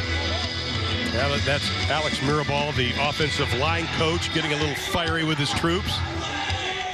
I tell you, when we were walking around the football offices yesterday, there was an intensity among the coaches and the players. Nobody was satisfied with what happened last weekend against Ohio. No, and that it stunned me when I saw the score. I know it did you when you first saw the score, and they have come back out here and did a nice job of taking advantage of what they've gotten. And boy, this is not way to start. Kick one out of bounds. We'll go to the 35-yard line, penalty flag. They don't want Marshall to have any chance of any kind of return. Instead, you give him good field position.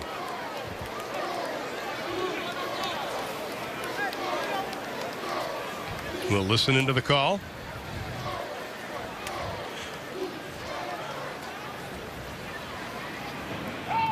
Free kick out of bounds. Kicking team. The ball will be placed at the 35-yard line. First down, Marshall. A good field position for Doc Holliday and company. Let's see if they take advantage of it. Devontae Allen will go wide to the left, top of your screen.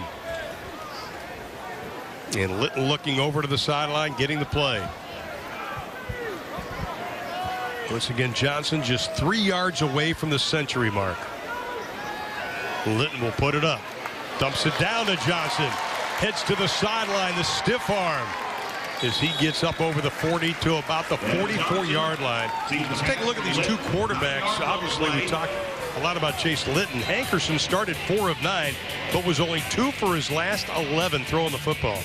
Well, the pressure, Marshall's done a nice job of getting to him and containing him, and just Litton has been so impressive right there. Nothing open down the field, go to your check down. Johnson, he's got over 100 yards rushing in this ball game. 10 times he went over 100 last year. Yeah, another tackle by King. 53 and 47 when this game's over are going to know each other very well. I'd say so. Second time Johnson's been over the century mark running this season. Litton, the quick pass. Complete down to about the 41-yard line. I like they're giving him throws that he can make. Not that he can't make the big vertical, but this kind of gets him in a rhythm. It does get him in a rhythm. And the other thing, he's recognizing what defender is backing off and not in press coverage. So he doesn't have to guess where he's going to go with the football. Now they're still playing a little bit of press, and they back off. Give it to Johnson. I noticed they weren't pressing the big tight end, Ryan Urachek. They were backing off him a lot. Well, Monica, with her interviewing, good stuff she found right there. One of the things, the speed, not really full NASCAR that Marshall can do, but the speed, having a tough time, are the Spartans getting lined up. Yeah. Yeah, like we were talking about Bill Legg saying, I do NASCAR by feel. Sometimes I want to put the pedal down, other times I don't. Little play action pass, Litton. Nice job stepping up in the pocket. He's going to lose a couple on the play. They'll mark it down at about the 39, now the 40-yard line. Ron, one of the things, this is nice, and you can see right there. Bill Legg wondering what they're going to do here. I think you punt the football away. Yes, you would love to have come out taking it down the field, but I think you punt it away. Don't let a team that you've got down by 17 have the feeling they're back in the ballgame if they were to get a stop. But what I liked about Litton then, he could have forced that football. He got away from the first initial rush, and he could have forced it. Everybody covered. He knew he had to put it down to get what he could get. Now, this is only the second punt for Tyler Williams. His first went 60. He doesn't want that to happen this time. Just wants to get it inside the 20. And he does just that down at the 11-yard line. That's where Norfolk State will put the ball in the 21st. Now join in the conversation on Twitter, on Facebook, and on Instagram. Hashtag Social Saturday is where it's at for college football fans. At Live ASN is your home for social. Once I figure out what all that hashtag stuff is, I'll go to it. Hashtag. I don't know. I still don't know what that means. I have no idea. I know when people I know what it looks like. I know when people do hashtag stuff, it usually fades away within 2 weeks. You know, hashtag cool or something. You know, it's all just way above my head. Outside your pay grade? Way above it. Here's Hankerson. He's got to tuck it, throws, steps up in the pocket, well overthrown, but shows a little bit of arm strength. He had no shot on that. Marshall dominating now, I think, the defensive line. Absolutely. Winning right now up front, being able to win with the 4 guys they got up front. So they're not having to bring any extra pressure, dropping 7 in coverage.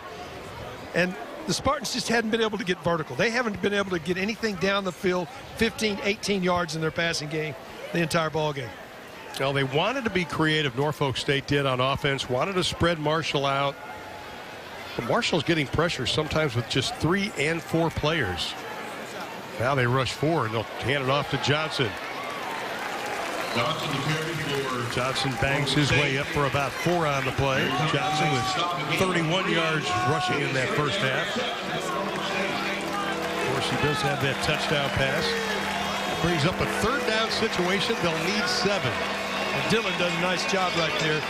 You know, defensive end, you see that run coming at you, you give ground, and you think, well, why wouldn't you attack? You give ground to allow the inside pursuit, so you just hold your ground, you don't really attack, because you attack, you'll let him around you on the outside, and he goes for a big play. Norfolk State only 1 for their last 6 on 3rd down. Marshall showing blitz.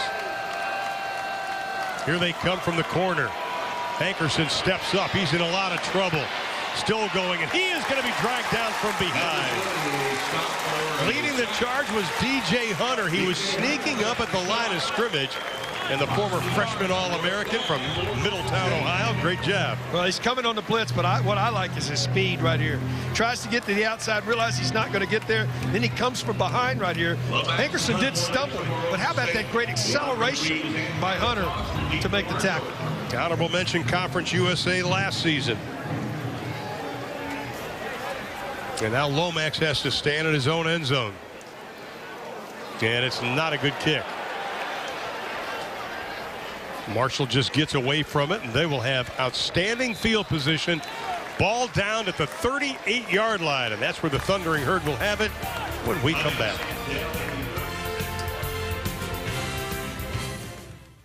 At 24-7 is our score. The Thundering Herd over the Spartans of Norfolk State. Follow your high school live with ASN and ScoreStream. All you have to do is download the free ScoreStream app to get real-time scores, photos, video, chat, and more. Follow preps like never before with ScoreStream. I like following my local high school and my former high school. Absolutely. Yeah. Find out what's going on. There's a lot of good games in the area here in West Virginia last night. Well, that's all everybody was talking about in the press room. Johnson barreling his way down to about the 32-yard line. That's where his knee hit. Johnson's just a total bull. But I think what has helped him is they've had the receivers make the catches today, which has opened things up. Absolutely. And the offensive line's done a nice job, especially those three guys in the middle, the two guards in the center. I'll give it to him again. This time he barrels his way down. That'll be close to the first down. Let's see where they mark it. It'll be about a yard short of what we can see up here. 5 minutes gone now here in the third quarter. And coaches always talk about that first 5 minutes of the second half. Marshall started a good drive but couldn't score in the first possession. See if they can put it in here. Why not give it to him a third time? Uses his strength, and he should get the first down. They'll mark it at the 25-yard line. Another first down. So Johnson with about 120 yards rushing on 21 carries so far today. They wanted to limit him somewhere around, as you said, about 25 carries on the day. We may see some different personnel in the tailback position as the game goes on. Well, he had 18 touches he averaged last season. This season about the same. But you don't want to, ride him too much here in the early going. You want him in the second half of the season. Yeah, Conference USA is going to get difficult. Litton steps up, throws, sideline pass, throws it on a rope, complete to Sangster. You said it perfectly. Stepped up in the pocket. Felt the pressure from the outside, and it steps up right here. You can feel that pressure, puts off that back foot, sets, plants, delivers. Hunt's third catch this afternoon. He had two coming into today. And Johnson will get close to the 10-yard line. They'll mark him down at the 11. Pick up a 4 on the play. Packages change a little bit once you get down in the red zone. Different personnel into the game. Really not in the big hurry up today. We have not seen that package much today, the NASCAR package. Not a bit. I think you look at the rushing, too. So much better than last week versus Ohio. 3 or fewer yards on 14 of 25 carries last week. Much better today. There's one of the few times we've seen him change the play at the line of scrimmage. And he'll look for the 7. No. Great route. Yeah, great route. That was the first time he threw that ball, just led a little bit too much out of bounds. Got away from the press coverage. Allen had no chance but to go get the football, but no chance to be in bounds. That was just, you led that a little bit too much. You don't want to keep it in the field of play that much to allow the defender to get to it. But Devontae Allen had such a great move in that quick burst of speed. He was wide open. You almost didn't have to float it to him. And now with his 3rd and goal, Litton slant in pass, his 3rd touchdown of the day to Devontae Allen. Well, you come back after running the fade ball where you go to the outside, you get press coverage again. That's a great call. Come back, press, go to the inside now. Watch him come off the ball here. He'll fake like he's going out, cut right inside, separates, Easy pitch and catch for the touchdown. Allen's first touchdown reception of the year is 9th of his career. Boy, they're glad to have him back. Hurt his collarbone last season. Didn't play 4 games. The extra point is good, and we talked about how they wanted to get Allen and McManus the football today. They've been able to do just that. Between the two of them, 6 catches and a touchdown. But how about Litton, Keith, his 3rd touchdown pass? He reads it well, sets his feet. That's a nice job of coming right back and hitting your target after missing him on the previous pass.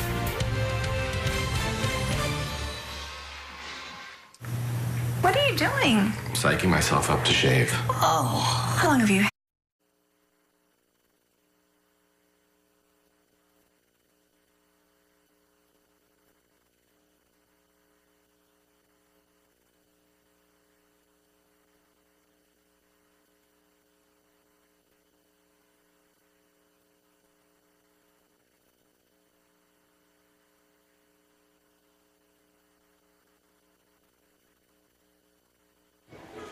Devontae Allen from Florida with a touchdown catch, and that tells you the connection that this man has with people from Florida.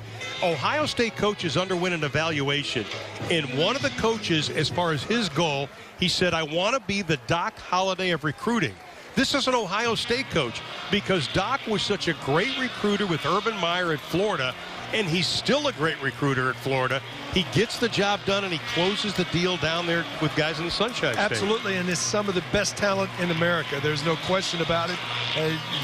Over 450 players out of the state of Florida go on to play college football. You'd like to have some of those here. That's what Doc Holliday does. I'll tell you what, he is an outstanding football coach, new 6-year contract. Only David Bailiff at Rice has been in Conference USA longer than our friend Doc Holliday. Let's check in with Monica. Monica, tell us about the sideline with this freshman doing what he's doing today. Well, guys, let me just set this one up. 22 hours ago, Chase Litton retweeted a tweet that read, I'm the rookie and the vet. Now, it seems a little bit impossible, but that's exactly what we're seeing out of him on the sideline. Of course, it is his first appearance out on the field, but when he comes to the sidelines, he's high-fiving his guys. His guys are coming up to him. That's what I'm talking about. He gets on the phone with a smile, a little conversation with his offensive coordinator, and heads right over to the bench to continue to talk about how this team can continue to be successful. I love it. He wears number 14 because his father wore 14. He wanted to change it to number 3. Because he was a little offended that he was a 3-star recruit.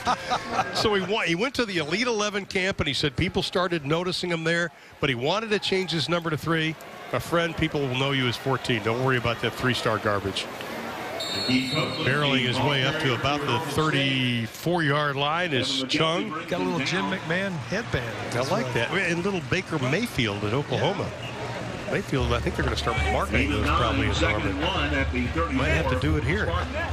Chung had a carry in that opening half, got dinged up a little bit. He's back in the ball game. Johnson's been the workhorse running the football for Norfolk State. Didn't have the right personnel, have to use a timeout right there. Well, that stings, doesn't it? And it does. You know, when your margin of error is slim, you got to do everything perfectly. They'll take a timeout, and so will we.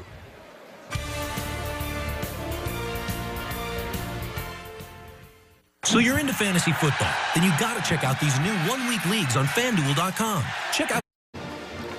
Norfolk State has not scored in the second half this year in 2 games. Right now they trail 31-7. Did you know more than 1 billion people are on Facebook? I think they all may want to like our ASN Facebook page. Check it out at Live on ASN. 1 billion. Would it be? Who would have thought, Keith? Who would have thought? So Norfolk State takes over, 2nd and short. And they'll get the first down with Chung. He's getting a little chippy down there. He gets close to the 40-yard line. I think if you're Norfolk State right now, this isn't a conference game. Obviously, you're at a disadvantage. You have 22 less scholarships than an FBS team. You don't want to get anybody hurt, but you've got to get some type of momentum because you got conference season coming up. Absolutely, and you want to get your running game going because that, for them to do what they want to do in conference and into the playoffs, if they can make it to the playoffs, they got to be able to run the football. And at times they have, at times they haven't. Church goes into motion. And Chung has no place to go. Not sure if Johnson is hurt or not. He hasn't been in a couple of series now. Killer with the stop. Killer with the stop. Keller out of Bradenton, Florida, transfer from Central Florida. Nice job coming off the corner right there. Stand-up defensive end. At times you have your hand on the ground, but there are times when you come up to a stand-up position, really come off the corner.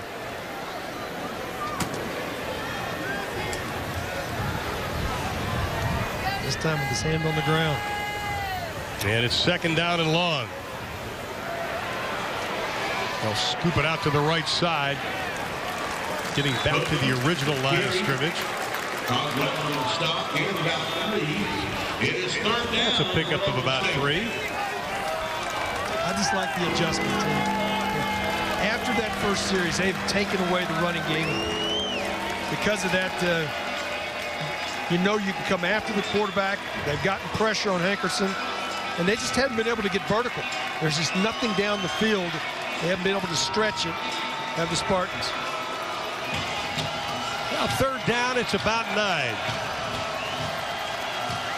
Only 2 of 8, 1 for their last 7. Hankerson's going to have to put it up. Steps up in the pocket. Here comes the pressure. Doesn't have a whole lot of room. Gets away to the 45-yard line, about 3 yards short of the first down. Pickup of 7 on the play. What a job by Hankerson, though, not getting sacked on the play. I mean, there are 4 different guys that had shots at him here. Watch this, folks. It breaks down right here. He knows it. Should have had him right here. Then you got an angle from the backside. Can't get him. He gets out. I tell you what, it almost gets loose there. He comes up a little gimpy after that. Wow. They're going to have to punt the football away. Well, Chase Hancock had a great opportunity to bring him down. Wasn't able to do it. And Bo Lomax has done a pretty good job punting, but this one's going to be short. Yeah, High League Foster tells everybody to get away with it. And I tell you, the field position has been on Marshall's side almost the entire game. And that is tough for Coach Scott. You're not getting those little things to at least back them up. Yeah. You have to win the field position game. If you're going to win the football game, it's just you cannot give short fields. You cannot have your offense start at your 20 and the opposing team start at the 50. You're going to lose every time. Chase Litton, 3 touchdown passes. The freshman record, Stan Hill set it back in 2002 versus Miami of Ohio. Will he stay in the game long enough to try to get that? I think you play him the whole game. Well, I think you want to get him some experience. I don't think there's a question about that. And Litton, here comes the pressure, ducks away from it. Now he can make something happen. What a move! Got the first down, and then tackled out of bounds. That should have been a penalty. Boy, what a move, though, by Litton. He made a nice move right here. Did not panic. Spartans came with a blitz from the outside. As he gets back here, nobody open. He feels the blitz, steps up, finds the hole. Then watch this move right here. Whoop! I mean, that's like hitting the B button if you're playing a video game. He's like a stork out there. The legs are long. He's 6'6", probably closer to 200 pounds, 205. They just go back to just power running with Tony Pittman. Getting his first carries of the season. He picks up 11 on that play. Pittman now with 24 yards on 4 carries, his first 4 of the season. Once again, if you just joined us, Reeby Watson not playing today at running back. He's a little bit dinged up. Pittman now goes out, and they'll bring Keon Davis, the talented freshman, in. They like this young man's speed. Where's jersey number 18? First and 10 from the 39-yard line. Davis, nice cutback. Leans forward for a pickup of about 2 on the play. Davis out of Fairburn, Georgia, the redshirt freshman at 6'1", 206. You get that next guy that is more of a guy that's a home run threat. Johnson is your big power back, slasher. But you need that guy that can, one touch, can take it to the house, and that's exactly what Davis brings to the table. Litton looks to go out again. Out to the outside. Pass is complete to McManus. That is his third catch of the year. Boy, I like the way Litton looks off the defense and then throws the ball with a lot of velocity on that out pass. And he sees where he needs to go with the football and then looks it off and then delivers. When he makes his mind up, finds his receiver, it gets out of his hands in a hurry as well. Now he has the luxury of taking his time, closing it on 3 minutes to play here in quarter number 3. 31-7. It has been all Marshall since the opening drive where Norfolk State scored. And here's Davis. And he will get a couple on the play. Fauntleroy on the stop. Sean Fauntleroy. Coaches were talking about Fauntleroy last night. They call him a guy with a twitchy body. He's only 5'9", but he's 305, and they like the way he plays that nose guard spot for Norfolk State. Well, if you got a guy in the middle that's tough to move, it makes offenses, especially anything that wants to pull a guard or any kind of trap plays, almost impossible to run. On second down, Litton hands it back to Davis. I think we may have seen the end of Devin Johnson. And he goes inside the 20. That'll be close to the first down. I think he'll be just a little bit short. Johnson is, he's got the number of touches. He's got a pass reception. He's had a great day. I just think at this point, you allow him to watch the rest of the day. Well, he doesn't have a helmet anywhere near. I think Monica probably took the helmet away from him, so no, you're not going back in. Here's Litton. Hands it off. Davis right side, got the first down all the way to the 5-yard line. His longest gain of this season, and it's first and goal for the Thundering Herd. A really nice seal block on the outside. You get it sealed, kicked out, and then Davis quick to the hole, finishes the run well too right there. Just pushes it on down the field. We've got a player down for the Spartans. And they're going to have to probably just take some time out. Not sure who it is right now. Looks like it may be Raynard Revels. And that's who it is, the junior out of Richmond. And of course, Norfolk State fans remember his father by the same name, was a quarterback at Norfolk from 80 to 82. And Coach Scott now just talking to the officials. Revels, the inside linebacker. And they're going to take a good hard look at him. 1:46 to play in the third. 31-7 is our score, and Revels is going to get up, walk off under his own power. Good to see.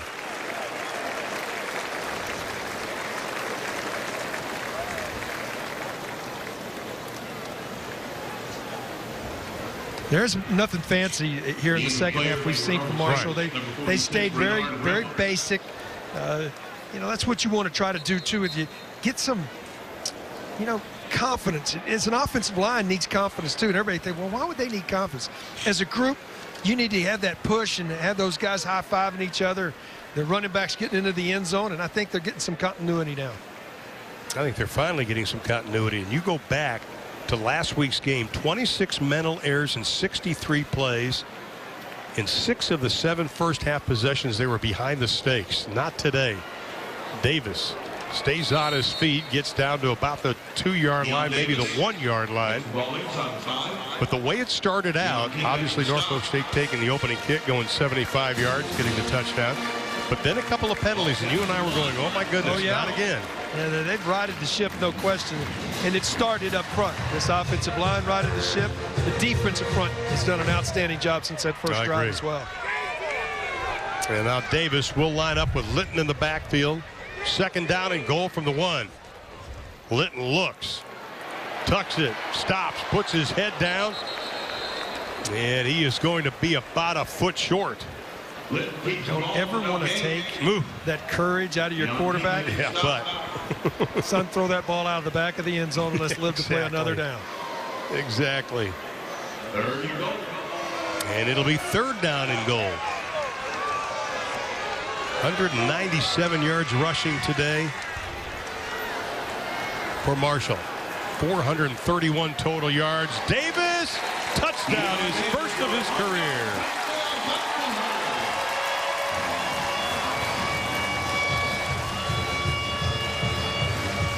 Those big guys up front like that too. You start going downhill, They can get a push at the goal line.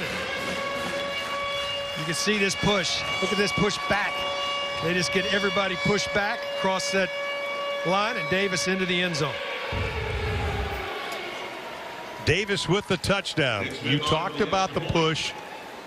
The extra point on the way. The push by the offensive line, and you have to go right to the middle. Michael Selby, the big senior, number 54, the center, he moved over because he was right guard last year. Talking to the coaches about, Severs and Sebastian Johansson. Johansson, the Swede, playing the best football of his career. But Doc Holliday telling me, he said, Selby, let me tell you, this guy has improved so much from week 1 to week 2.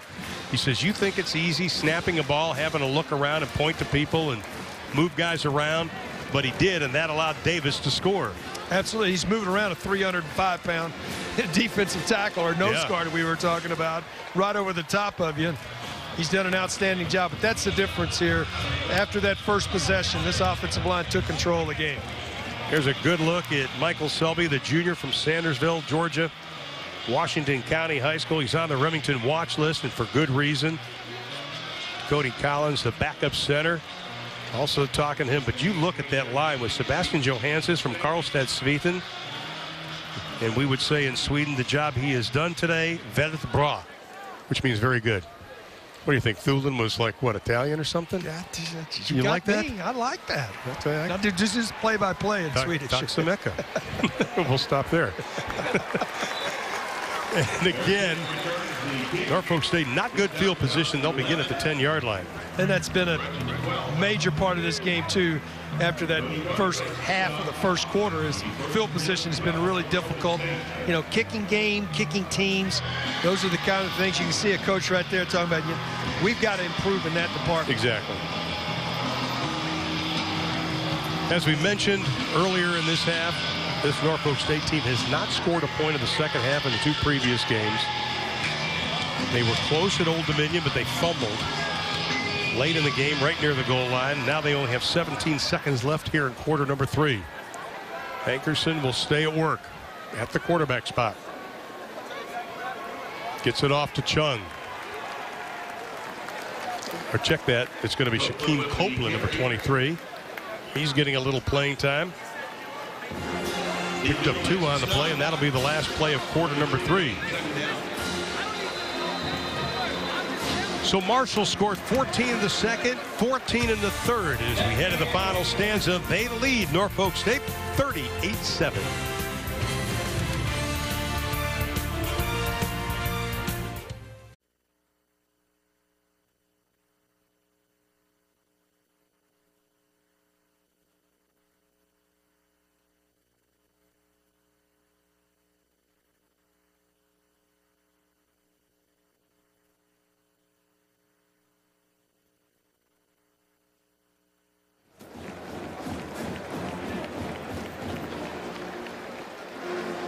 Out of the 23 new coaches that were hired in 2010, only 6 remain. And the only coaches with better records than this man, Doc Holliday, Jimbo Fisher and Brian Kelly. 2 pretty good names. Yeah, I'd say. Florida State and Notre Dame. Boy, I tell you what, that's like committing a delay of game in basketball coming out of a timeout. It is. It's the equivalent. It just kills you. Put yourself in a position, especially Spartans. This defense has stopped them from stretching the field whatsoever. Now, they tried a couple of balls down the field, but connected with nothing. And now they're backed up, marking at the 8-yard line. Second down, we'll call it 14. And Hankerson, just a quick swing pass, kind of an extension of their run game. Marshall is right there, getting back to the original line of scrimmage. And that is Isaac White, his reception. That's his 3rd catch of the afternoon. The senior out of Portsmouth, Virginia. He's the 2014 MVP, and once again, White didn't get to play the first 2 games. Clean up a couple of things before he got back on the field. Brings up a 3rd down and 10. Only 1 for their last 8, 2 of 9 on the ball game. Hankerson He's going to tuck it. Gets the ball poked away. Norfolk State had a chance at it, didn't get it. We're going to have to wait to see what the officials say. Boy, that was almost a complete brain cramp. And it'll be Norfolk State's ball. Trying to make something happen on the outside. Watch, he gets swiped out here. Just reaches out, gets it hit from behind, doesn't know he's there, gets knocked out. And that's when you got to fall in the football, young man. Right there. You're lucky you got that ball back with the opportunity to punt it away. The Spartans. Oli DeMeggi got up very slowly, the big right tackle out of Upper Marlboro, Maryland. He was one of those involved in the scrum, and now they're going to have to kick it away, and Bo Lomax standing about a yard from the back line. The game clock reset to 14:09, and the clock will start on my whistle. 14:09. Okay, you heard that, 14:09, so they got to add 37 seconds if my math's correct. Boy, you're good at that. That was quick, wasn't it? It was. It was a total guess. Total guess. I just went, well, you know, what the heck if I'm wrong. Foster standing by. That's that high school diploma. That is. That's at Pittsburgh Public Education. I-League Foster, and that's going to be off the side of his foot. Foster still scoops it up. Not a smart play. And it should be Norfolk State's football, and it is. Boy, you would have had the ball at the 28-yard line no matter what. Wow. Those are the things, learning curve. You just look at a learning curve. You want to come up. Yes, you don't want it rolling on the ground, but it's always better to be a situation to let this ball bounce, get everybody away from it, trying to scoop and go on it. It's a difficult thing to do. It takes that little bit of a hop. It is an oblong ball. It is not round, and it does not take true hops. And remember, he fumbled the punt earlier in the ball game, was able to get it back. So this is his second bobble. And this is a special team that the coaches were very high on. Against Ohio, they made 10 out of 12 calls. They liked it. Hankerson going down the middle, picked off at the 45-yard line. Taj Letman with his third interception of the season, his 8th of his career. That's how you play center field. He was open, underthrown. This ball's underthrown by Hankerson. And you can see him right here. He's disappointed in himself. They go play action after the turnover. He has him open. Does have a little pressure, but he underthrows it. And when you play center field, you got your eyes on the quarterback, reacting to the football. Excellent job to close the door. An interception in each of the first 3 games for Letman. Hankerson, that is his first interception thrown this season. And again, Litton goes back to work. That out pattern that he's run so well this afternoon. Caught by Hunt. I tell you what, Hankerson is being consoled on the sideline. I'm not sure if he is dinged up a little bit. But you're throwing up against Letman. Here's a guy who high jumps 6'8" in high school. The guy's got some hops. This time they'll just hand it off. Straight ahead running. Pittman getting a lot of work today. Picks up 8 on the play. And he's got 32 yards on the ground this afternoon. Methodical. That's a good point. It's just they're staying right in their game plan now. Being able to grind it out right now, run the football, move it in the air if they want to. 451 yards total offense. They give it back to Pittman. Penalty flag is thrown. I'm not sure if they got A.J. Addison grabbing. The backup right tackle. Well, King has been so good, and I believe that's who he... Holding. 74. Offense. 10-yard penalty. Replay. Second down. King, the middle linebacker, Ron, for the Spartans, has been outstanding. You can see him right there, number 53. And he was looking at the official and said, I got tackled. And he's been in on every tackle, it seems like. And that's easy call. Back him up 10. You know, I had my eyes on Addison for some reason, and I saw him just reach out and touch somebody. He's going to be a good one, though, at 6'6", 290, just a sophomore. That brings up second down at about 11.5. Litton again, 3 touchdown passes. The freshman record is 4. Litton steps up in the pocket. Boy, he's got a lot of running room. Oh, somebody talked to him. Yes, sir. Yeah. All of a sudden, okay, get what you can get and get down. I got a funny feeling Coach Bill Legg said, young man, get out. Find some turf. Yeah. And slide feet first. There you go. That sets up a 3rd down and long. It'll be about 8. Single coverage on top, up top. Goes across the middle. Should have been caught. A low throw. Pass is incomplete. Intended for McManus. That's the first bad throw he's made. He had single coverage up top. Saw it. Really did. But McManus, you can see right here, he had single coverage right here. Defender giving, and he comes right inside the linebacker. That's the first and only bad ball we've seen him throw today. And Tyler Williams will be back to punt for only the 3rd time this afternoon. 4th down and 8 from about the 41-yard line. I like the kickers with these lime green shoes. They all have them. Had a 60-yarder earlier. This one will be inside the 5-yard line. And they'll mark it down at about the 4.5. They'll call it the 5. Another outstanding kick by Tyler Williams. Came in averaging 46 yards a punt. He's got good-looking shoes, and he can kick. So, you're saying you'll give me my credit score for free? Keith, I want to pick up something you were talking about earlier about methodical for Marshall. How about 30 pass plays, 38 rush, and on the passing, 10 different receivers? I'd say that'd be the definition of methodical. Yeah, absolutely. And how about the number of yards are almost equal? Yeah, exactly. And now again, Norfolk State, bad field position to begin. They've got a new quarterback in, Malik Stokes. Has checked in, the senior out of Philadelphia, Pennsylvania. Hasn't completed a pass this season. And Hankerson, we saw him look kind of like he was a little dinged after the last series throwing the interception. Let's check in with Monica down on the sidelines. Hey guys, Greg Hankerson left the arena with the trainer. He began sort of unbuckling some of his gear. So we'll have to see if he returns, but honestly, my instinct says he probably won't. Now, you start taking off the gear in the 4th quarter. Yeah, you're done. Yeah. Go get the sack lunch and sit on the bus and wait. Maybe in a box up.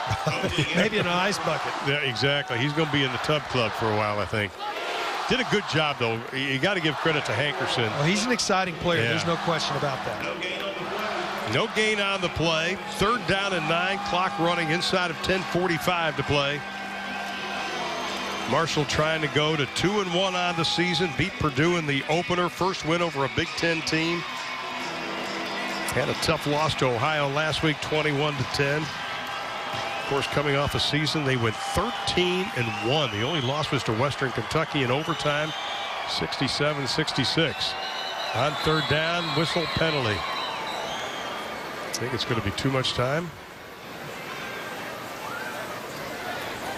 Or did somebody call a timeout? I think somebody called a timeout. Norfolk State. So Coach Scott wants to talk about it, and we will step aside in Huntington, West Virginia.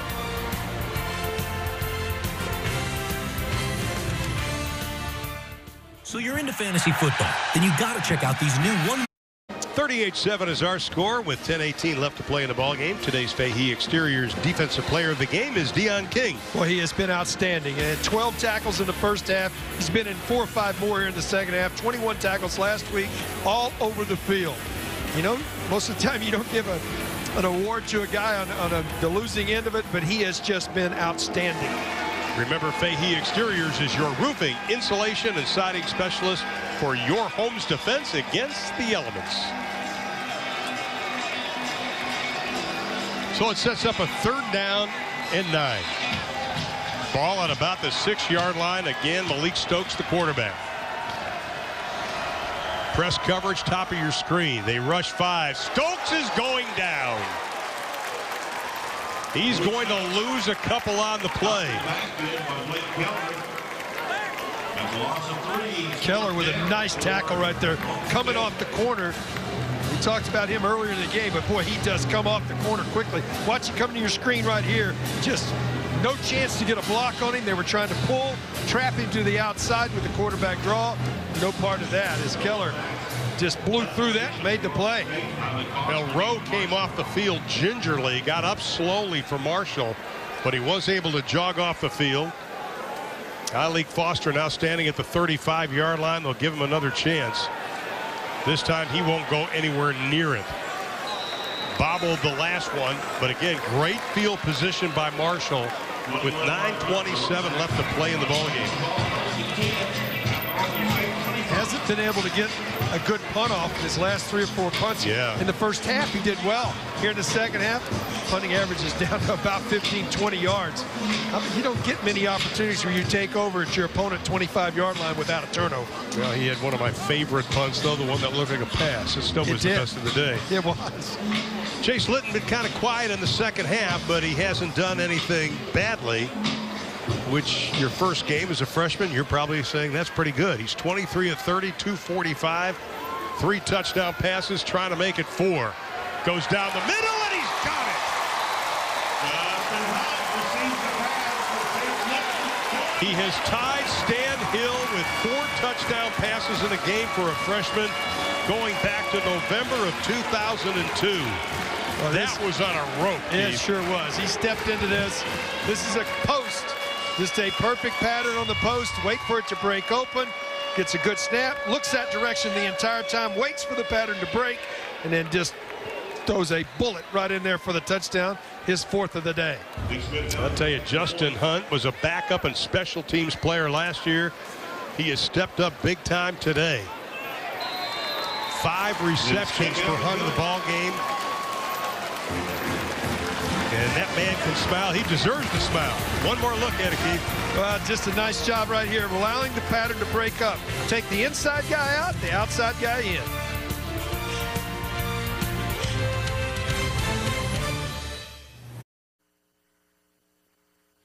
Justin Hunt getting his first touchdown reception since 2013, the 2nd of his career. His 5th catch today. He came in with only 2 on the season.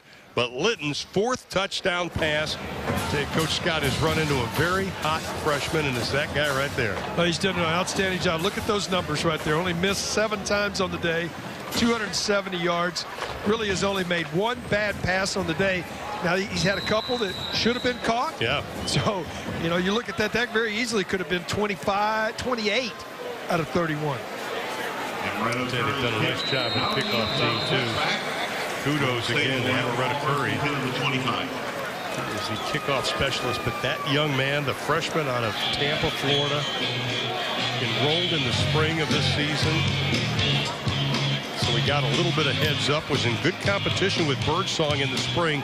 Even in the start of fall, they said that Birdsong was a little more consistent, but Doc Holliday and offensive coordinator Bill Legg said, you know, he is a freshman, but when we saw him this spring and the fall, we knew he had something. Yeah, his upside. Coaches look at upside, and it's also the number of how many games he can play. Exactly. He can play in the neighborhood of 55 games throughout his career here. Well, he's got great skill set, and one of the coaches even told me yesterday, said he's a little Cato-ish, that when things, meaning Rakeem Cato, of course, things break down, he can make things happen. He was a yes sir, no sir guy yesterday when I talked to him, too. Very yes sir, no sir. You know, I wasn't sure what he would do if the pocket collapsed on him, but here in the second half, it has a couple of times. Yeah. And I like what he's done with that. He's been very patient, didn't force the football. Yeah, it's getting pretty cloudy here. Looks like thunderstorms are moving in. We still have about 8:50 to play in the ball game. Stokes will just hand it off, and that'll be Copeland. Picks up 1 on the play. Now the Marshall defense just teeing off on everybody.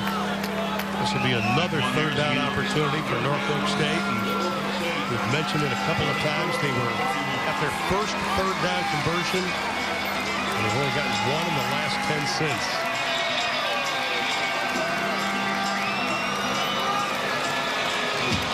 They need 5. Their defense is starting to tire. They've been on the field a lot more. When you're not getting 3rd down conversions, your defense is on the field the whole time. You're exactly right. Stokes fakes left, goes right. Here comes the pressure. throws on the run, and boy, that ball was just floating in the air. Intended for Isaac White, who should be lucky that it wasn't picked off. Neely does a nice job as a safety. Come in and knock that ball away. Good reaction to the football. Knocked it out of bounds, and again, another 3 and out.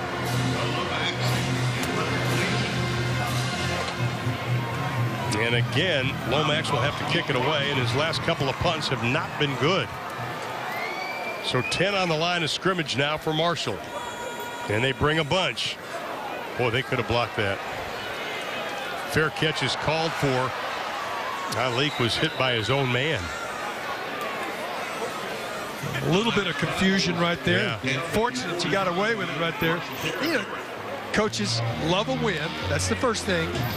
Yeah. So, Coach Holliday, the second thing you can say is, all right, we were not good on special teams. Exactly so you got right. something to work on. You got something to talk about. And you go in and say, let's celebrate the victory. We did an outstanding job today, but here's some of the things that we've got to do when we get into conference play. Now we have a new quarterback coming in. It's Gunnar Holcomb, the 6'3" junior out of Fort Lauderdale, Florida. Last year he was able to throw 21 times, completed 12. He's a big guy, and that's going to be the end Litton on the day. And he'll just swing it out to the near side. Pass is complete, and I think that kind of tells us that Michael Birdsong is indeed nicked up.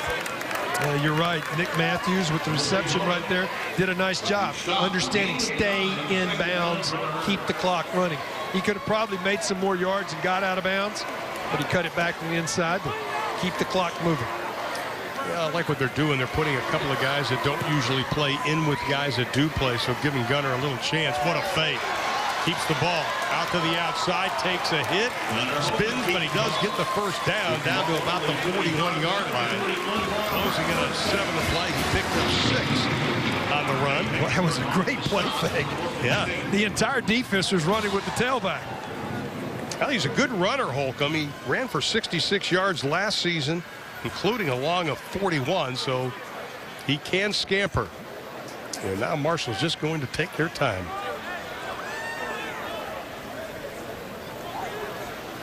First and 10. No place to go for the Gunner. Well, that time a little bit of a misread. You're trying to read this. This is a zone read. Defensive end stayed right at home. That's one he should have given Pittman. You know, running the zone read. It is a read. That's what it's about. You're turning one guy totally loose. You're not blocking him, and you're forcing him to pick one of the two. Yeah, sets up second down and long and about 13 from the 43. Holcomb loses the handle, picks it up, scrambles away, and just short of the original line of scrimmage, setting up a third down and about 11. Just took his eye off the snap. It wasn't a bad snap. He was trying to get his eyes downfield to get rid of the football right there. Guess who made the tackle? One of again. How many? He's had a monster game again. Here's a Deion King, of course, moved from outside linebacker to defensive end. Then they moved him to inside linebacker. Coaches said he's a great kid, doesn't complain, just plays football. Holcomb down the middle, pass off the fingertips of his intended receiver, Nick Matthews.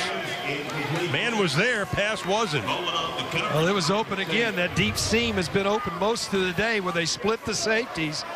You can see him go back here. Matthews makes the cut on the deep seam post right there. He was there.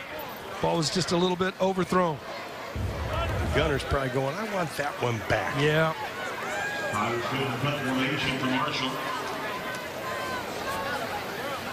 And Marshall's going to have to kick it away. James Church puts up the fair catch, but it's over his head, and it'll go into the end zone. And this may be his best starting field position of the half. 5:25 to play. It's all of the Thundering Herd.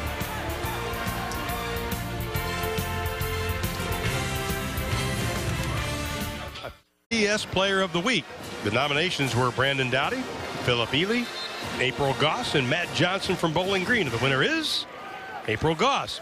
Of course, she was mobbed by teammates who all saw the highlights when she kicked the extra point in a 29-6 for the Golden Flash. They were ahead 29-6 at the time, went on to win 45-13. I loved her comment afterwards. She says, I felt like I blacked out a little bit when I kicked it. Of course, voting for next week's opens up on Monday morning. Pretty impressive. Katie Knight, of course. Absolutely. First female to kick an extra point.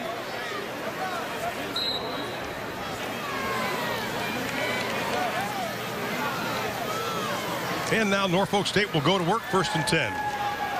Stokes hands off, nothing doing. They're going to lose a couple on the play. Copeland on the carry. Good presence in that front four. Jason Smith, we see him right there, the redshirt freshman from Hackensack, New Jersey, getting a little play time. Only had 2 tackles coming into today. Yeah, you can get some guys now with some opportunity. And this is where you show coaches, hey, I want to get into the rotation, because the defensive front in a ball game and the speed of the game and the number of plays played now, you've got to have a rotation 6 to 8 guys on a regular basis. On the depth chart right now, they have 9 guys listed on their defensive line, and they like using them all. 2nd down. Nothing doing again as the clock closes in on 4.5 to play. Adjustments. You can't go back and talk about the difference between that first 8 minutes of the ball game and the adjustments that Marshall made on the defensive front. They went very base, and they've taken away 2 or 3 things that I know that the Spartans wanted to do. They wanted to try to get to the edge, and then they wanted to try to get some of their seam routes open and then get vertical. They just haven't been able to get vertical the entire ball game. Nothing down the field. And that's been their big problem. 3rd down and 13. They've got 3 to snap it. 1. Just get it off. Stokes will hand off up the middle, get back to the original line of scrimmage. Copeland again, and they'll be forced to kick it away. I want to remind you also that Marshall plays their last non-conference game next week at Kent State. Then they begin conference play, and it doesn't get easy. Old Dominion will come here. You'll be able to see that game on ASN, as you will with the Kent State game. That, of course, will be on the road. You got Southern Miss right behind Old Dominion. Yeah. And then a trip down to FAU, who has played, even though their record's 0-2, they've played 2 really good football games. I agree. Foster is backed up to the 42-yard line. Now he'll change directions. Tries to get away from the original swarm of players. Doesn't get it. Here comes a penalty flag in. Again, special teams. That'll be something that Coach Holliday will look at. What do they call it, Keith? A coaching moment? Oh, it is. You can see his face. It's 45-7. Yeah. And you can see, Doc, I know you're upset about your kicking game today. No doubt. Illegal block in the back. 55, return team. 10-yard penalty, 1st down, Marshall. You know, the expectations here are high, but Doc and the rest of the coaching staff and the players, they embrace it. And when things like that happen, that's not what they're accustomed to. You're right. When they were a team last year that averaged 4 penalties a game during one stretch of 5 ball games, and they've had 4 penalties in the kicking game today. That's brutal. And he was telling us last night that kicking game has been solid. You know? Yeah. His kickers have been good, but his return and his coverage, not as good. So they only need 181 seconds before this one goes in the books. Deion Davis had a nice job today. He's got his first career touchdown. The redshirt freshman running back from Fairburn, Georgia. I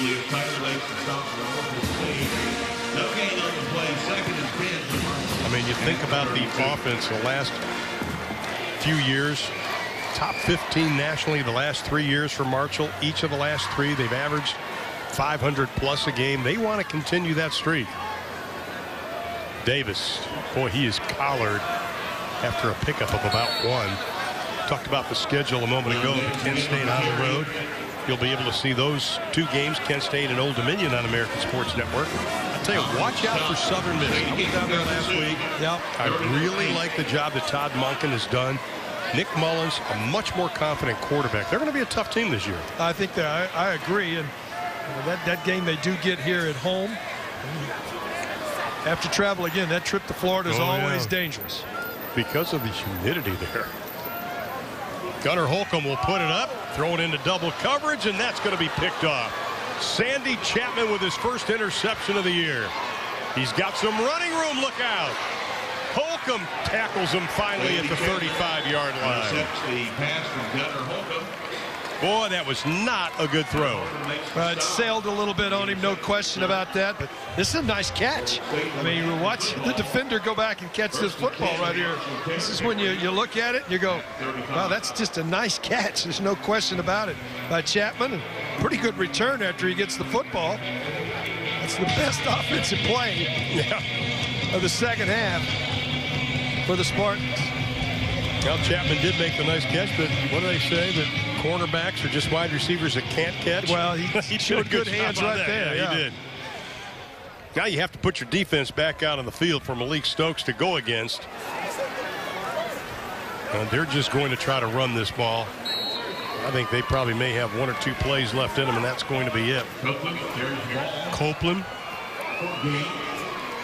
on the carry. I think when they look at this game, Marshall, though, they really made strides from last week, and I think they got that bitter taste out of their mouth. I agree, and they may have found a star in the making. Yeah. I think they have. Litton played just an outstanding game today from the very beginning. Straight handoff, clock runs inside of a minute, because even though they had to kick a field goal instead of the touchdown because they had that penalty, I think Litton did great. And Norfolk State, of course, they take on Hampton, one of their rivals in Howard, North Carolina State. That trip to Bethune-Cookman will be a tough one. I'll tell you what, I like what Latrell Scott is doing. Very successful coach, 19-4 at Virginia State. 2 regular season titles there. He knew it was going to be tough coming in here, but he has the big picture in mind. That's what makes him so good. Yeah, I really enjoyed talking with him, and he said, hey, you know, we're going to come out, we're going to try to compete. We may be a little undersized and maybe not as much talent, but we're going to play hard. And I think his team played hard today. I think they did too. Stokes straight ahead, and this is probably going to be the last play of the game. So Marshall 5 yards short of 500 total yards. They hold Norfolk State to about 190 yards, but I think it's impressive is the fact the rushing yards and passing yards, 216, 279. That's pretty good if you're Marshall. Good balance. You're absolutely, you want to be as close to half as many runs as half as many passes, and then you want to see the yards be almost the same. It was a complete football game for Marshall. They got that taste out of their mouth you were talking about. And again, I will go back to the fact Litton showed me that he's got a chance to really make some great strides as a quarterback. Well, the keys to victory, according to Doc, talking us the last couple of days, number 1 was execute. I think for the most part they did. Number 2 was take care of the football, and they did that for the most part. Oh, absolutely. Other than late in the game, they did a nice job. They held on to it, not fumbles. And there's another part where I thought Litton did a nice job was, you know what, he had, when he got pressure, he didn't put it up, took care of the football. And early in the game, he was running too much. Second half, he figured out you got to slide. And, of course, he also talked about the kicking game. And they did have some problems with the penalties as far as the kicking game is concerned. For the afternoon, they had 5 penalties for 60 yards. Let's get the thoughts of Doc Holliday, the head coach, standing by with Monica. Coach, congratulations. I mean, a very balanced attack tonight. 260 yards passing, 279. What just worked well for the Hurd today? Well, we just took what they gave us, and kids made some plays. And, you know, finally we started making plays like we're capable of doing offensively. And defensively, we played pretty well all year, so we continue to. Usually a first can be so-so, but for Chase to come out and be so efficient tonight, how has he changed the expectations, or has he? Well, he hadn't changed our expectations. Our expectations never change. We are extremely high, and we embrace those, but we also understand his responsibility. We got to get better as a football team. I mean, we made a lot of mistakes out here again today. We got to get better going into next week. DeAndre Reeves tonight, just running great routes, being able to connect with Chase. We didn't see any issues in terms of continuity, in terms of Chase being new. What does that say about the rest of the guys and the guys that he was throwing to? DeAndre Reeves is a really good player. We got good wide outs, and of course we got a good running back. So, you know, Chase just has to, you know, we got good players around him, and I thought he did a good job of taking what the defense gave us. And he's a talented young guy that made some great throws. 11 different receivers get involved, but you're a steady guy. Devin Johnson still getting in on the action tonight. Just how great has he been for this squad? He's just, number 1, he's a great kid, tremendous young man that football is important to him. He's extremely tough, and good things are happening for him, and he deserves everything he gets. Thanks, Coach. Thanks. Y'all have a great day now. Thanks for coming. All right, Ron. All right, thanks so much. You know, Doc Holliday, outstanding football coach, and Monica gets the opportunity now to talk to the two studs of today's game. Obviously, Chase Litton finishing 24-31, 270 yards total, 4 touchdown passes, tying Stan Hill's freshman record. Also, Devin Johnson going over the century mark, again running the football. Devin Johnson, second time in 2015. He has gone over 100 yards. I'll tell you that you have that 1-2 punch. That's pretty good. And speaking of Chase Litton, he's standing by with Monica. Hey guys, I'm here with Chase Litton. Chase, the rookie jitters, they weren't here. How did you prepare for this start? I was just told to come out and just play football. You know, do what you do every day in practice. Trust the coaching, trust my offensive line, trust my receivers, and everything worked out. Last night, the coaches were kind of gushing over you. Have that it, you have that stuff. What is the it? What is the stuff? I just play football, and I'm confident in my offensive line. I'm confident in my team, and they trusted me today, and we went out and had a good game. You shared the wealth today, 11 different receivers. Did you do that intentionally? No, they were open. Again, I trust them. They trust me to make the play. We went out, we had fun, and played football. All right, Boogeyman, we talked to your parents in the stands, and we had a great moment with your mom. She said she's fought her health battles, and she's so happy to see her here. What does it mean for you to have both of them here tonight? It's a blessing. There was times the road was tough, and tomorrow's never promised. And to have them both here and this game and what we did today is fun. I'm glad they're here. All right, that's beautiful. But how do you think your parents would grade this performance? B-. B-. They're tough on me. Well, then let me ask you this, Chase, and I'll let you go. What areas do you look to improve in as you continue to move forward? Everything. Decision-making, timing, more chemistry with my receivers. I missed actually Deontay McManus on that dig, which that shouldn't happen. And so we'll come back tomorrow and 11 o'clock workout and go back at it. Well, thanks, Chase. Congratulations. Thank you. All right, also want to mention he had 5 rushes for 27 yards. His long was 19, and he learned how to slide. Yes, Keith. he did. That's an impressive young man. Interesting hearing him talk right there. He's a guy that understands that, you know, one game doesn't make a career, and because of that, he's still got work to do. Well, of course, you talk about rushing. You talk about Devin Johnson, 122 yards on 22 rushes and a touchdown, and he's standing by with Monica. All right, Devin, obviously the shiny new toy in Chase continues to be the storyline, but as a senior, how would you assess your freshman quarterback today? He did a great job. He did his job. You know, he didn't force anything, and he made the right reads, and he found open receivers, and he's been doing it all week in practice. So, you know, I tip my hat off to Chase, and hopefully we got to come back next week and even work even harder. Now, you're a guy that is no secret in terms of being successful in this conference and getting it done. You've had the attention on you. How will you help Chase work with the new attention that I'm sure is coming his way? You know, when it's they make a play call for me, I got to make the play. You know, I got to take some of the pressure off him. I got to gain some yardage. You know, get the box. You know, stuff the box. So when it's a pass play, you know, it's open for receivers and a little easier on him. Tonight, as you were out there, we saw you kind of come to the sideline a little bit, but then you got right back in the game. You're a senior. Some of the wide receivers are upperclassmen. What does that balance do for this group as you guys attempt to get back to the promised land? It makes our offense really deadly. You know, we do a great job of throwing the ball around and running it, and we got to keep that up. And I'm looking forward to next week and just see how this team responds. Both Coach and Chase alluded to, yeah, this was a good win, but there are still things that this team can continue to grow and improve on. As you kind of assess, I know it's early, but what do you see that you guys can continue to improve on? Great, you know, great team win, but we still got to cut off the penalties. We had a couple penalties there, and we turned the ball over there on special teams. So, you know, in the offense, you know, I didn't read the right reads right. So, you know, there's some things we need to work on. We got to still improve on, but I think all around we're headed in the right direction. On a lighter note, Devin, I want you to know that our analyst, Keith Moreland, loves your nickname, which is Rockhead. So where did that one come from? Doc Holliday, my freshman year, I played a little fullback, and, you know, and I laid this safety out, and ever since then, he's just been calling me that, and it's stuck ever since my freshman year. Well, congratulations, Devin. Thanks for chatting with us. Thank you. All right, back up to you guys. I'll call him Devin. Or Sir. I call him Sir. There you go. But I still like his nickname. I agree. And, you know, you see what Chase Litton's doing now, and everybody wants to talk to him and the kudos. And, you know, not to be the Donnie Downer here, but to go from this to next week, I mean, you know, the emotions got to go away sometimes, you know, and we're going to have to find out whether or not he can handle this adulation. Adulation, but I always feel like you'll know about your quarterback when he gets into a situation, adversity. when he finds out, can he get through some adversity? Is he miss a receiver? Maybe a tip ball gets picked. His team gets behind in a ball game, and how is he going to respond to that? That's when you find out about your quarterback. The great ones handle adversity, and today he was outstanding. It was a brilliant performance. There's no question about that for a true freshman, but what's it going to be like when things are not all going great? Can he still lead his team down to the field and win a football game? Well, he said his parents gave him a B-. I wonder what his brother Sean, the basketball player up in Canada, would give him. I'd give him an A for sure. I would give him an A on that. And just having spent time with this young man yesterday, I don't get the sense that he's the one that's going to be, for the better word, cocky over this. Oh, no, I don't think so either. Just watching what he's going about doing it, and it's nice that his running back said what he said. Exactly. As Monica was talking about, said, hey, he's just doing his job. I'm doing my job. I got to get better at my job. He's got to get better at his job. So, you have that senior guys that say, hey, you know what? We've won a ball game.